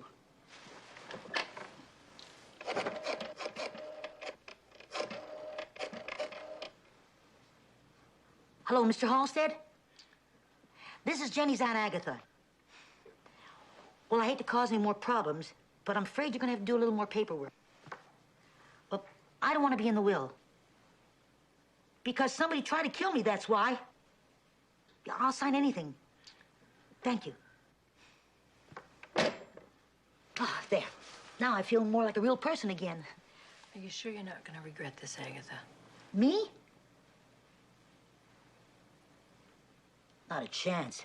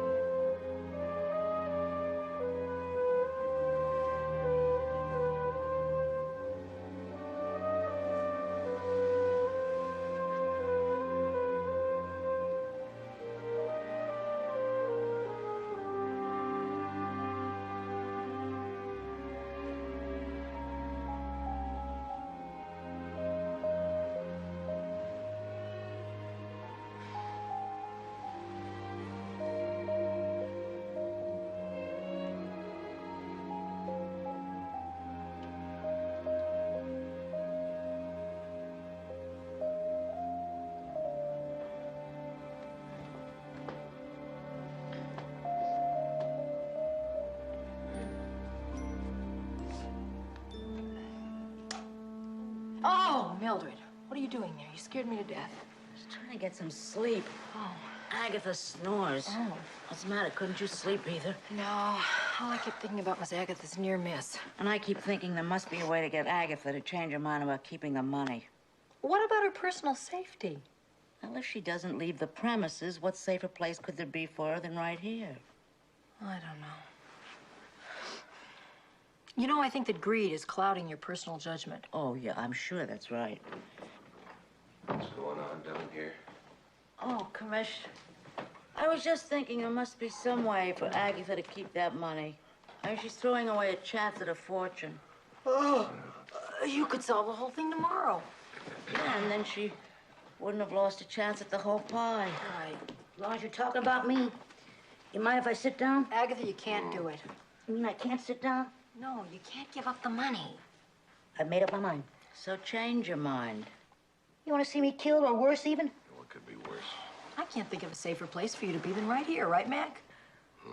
Besides, now you'll have police protection. Right, Mac? Well, and you'll feel crummy if you give it up. And furs, diamonds, the Riviera. You better think about it. Nah, it's not worth it. The men, Men? handsome men. You know, Mac could assign Sergeant Enright to be with you, follow you everywhere you go. Right, Mac? Mm. Well, I could give up a couple of days. If I live long enough, it might be nice to be rich. Okay, that settles it. Everybody back to bed. Mac, Mm. let's go to bed. Mm.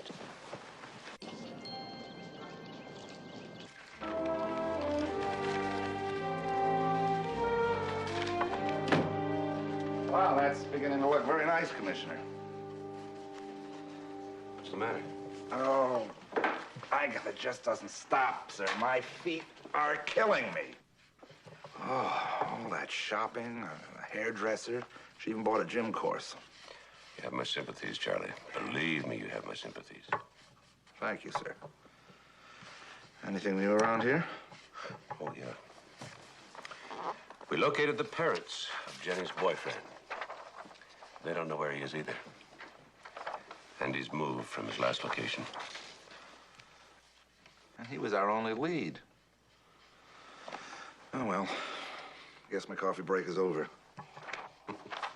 I've got to get Agatha back out into the stores. She wants to buy a new dress, something about a tea this afternoon. Well, hang in there.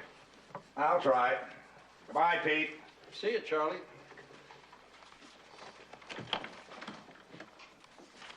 You know, Commissioner, now I remember who Nero Wolfe is.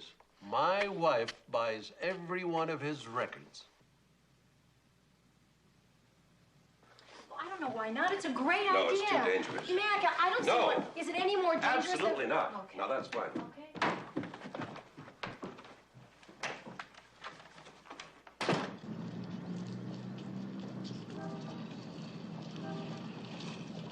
Mildred, is Agatha back yet? She's still at the tea. Let me speak to Sally. Well, she's not here. She's supposed to be there with you. She's not here. Well, she left here a little bit ago and said she's going to meet you. Commissioner, is there anything wrong? No, nothing's wrong. Thank you, Mildred.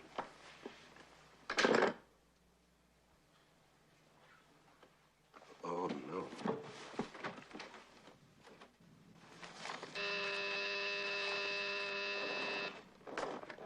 Yes? Mr. Halstead, there's a Miss Jennifer Carter here to see you.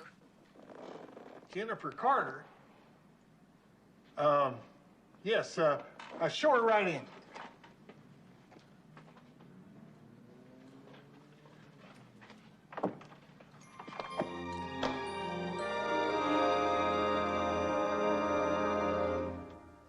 I must say, young lady, that seeing you has been quite a shock. Well, you can imagine how shocked I was to hear about those murders.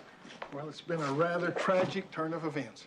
You know, I'm not sure that if I were in your place that I'd have shown up at all. Well, under the circumstances, Mr. Halstead, you can understand why. I would appreciate it if you would just expedite matters so I can claim my inheritance and go. Well, there's not a whole lot that I can do to help you at this point. Why, what do you mean? The money is mine. Yes, I know. It's just that... Oh, Commissioner. Jennifer Carter, this is Police Commissioner McMillan. We've met. Yes, we certainly have. As a matter of fact, I'm a house guest of McMillan's right now. As a matter of fact, I just came over here to take little Jenny home. Do you know that Mr. Halstead says that he won't give me my inheritance? I said that I can't, Jennifer. He's right. Until the murder's solved, the entire state's frozen. That's right. Well, we really have to run. Mrs. McMillan is waiting. Have you met Mrs. McMillan and Mr. No, I Halstead? haven't had the pleasure. Oh, she is super. She is so sophisticated and so charming and so beautiful. And totally predictable. Oh, isn't it just like a husband? Well, I'll be hearing from you, right, Mr. Halstead? As soon as possible, my Goodbye, dear. Mr. Halstead. Goodbye. Mr. Samuels, since Mr. Halstead is legal counsel and trustee to Wilhelmina's estate, does he have access to the money? None whatsoever. From the moment of her death, that money was locked. No one but the stated beneficiary can touch a nickel of it. I see. Should there be no beneficiary, would he have the right to designate which charity the money would go to? Totally out of his hands. When Wilhelmina Carter died, Halstead relinquished all of his discretionary powers. I see. Well, thank you, Mr. Samuels. Oh, there is one other thing I'd like you to check for me. I'd be glad to. Sit down. Thank you.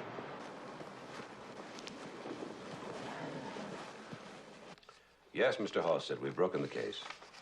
Just this morning. Now, under the circumstances, there doesn't seem to be any reason to hold back awarding the estate to its rightful heir. Oh, yes, I'm positive. I have all the proof I need. I'll have Jennifer call you. All right.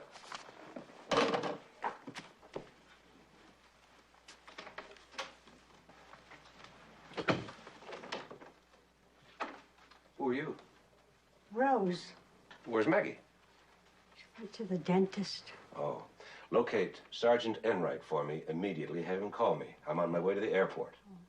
Taking a trip? How nice for you. Just call, will you please? Tell him I'll be in the helicopter.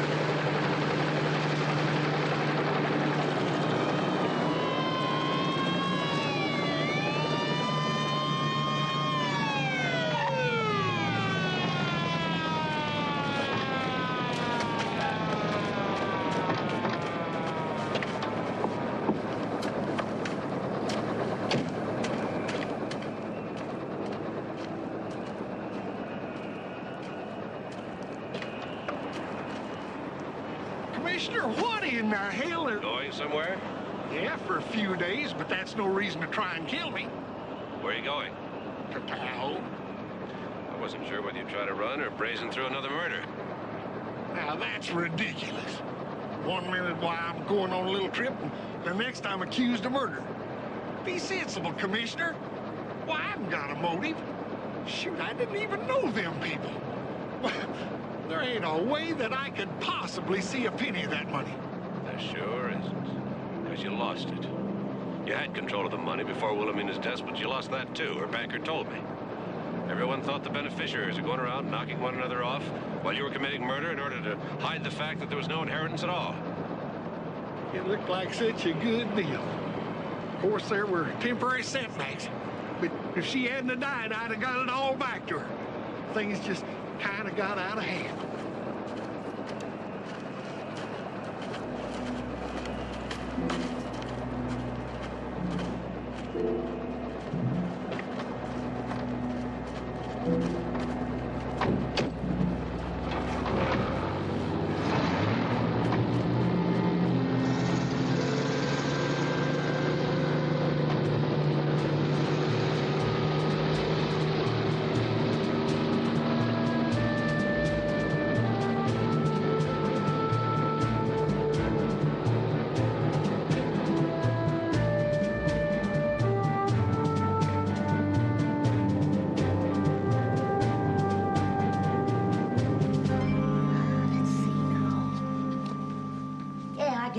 everything? Yeah, and more. This is mine. Oh, I'm sorry.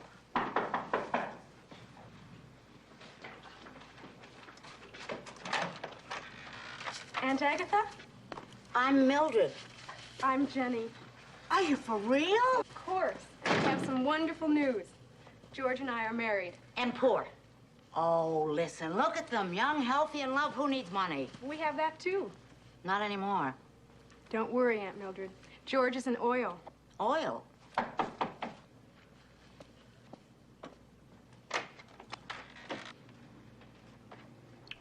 May I come in? Sorry, Commissioner. I'd like you to meet your Aunt Agatha. Hello. Hi.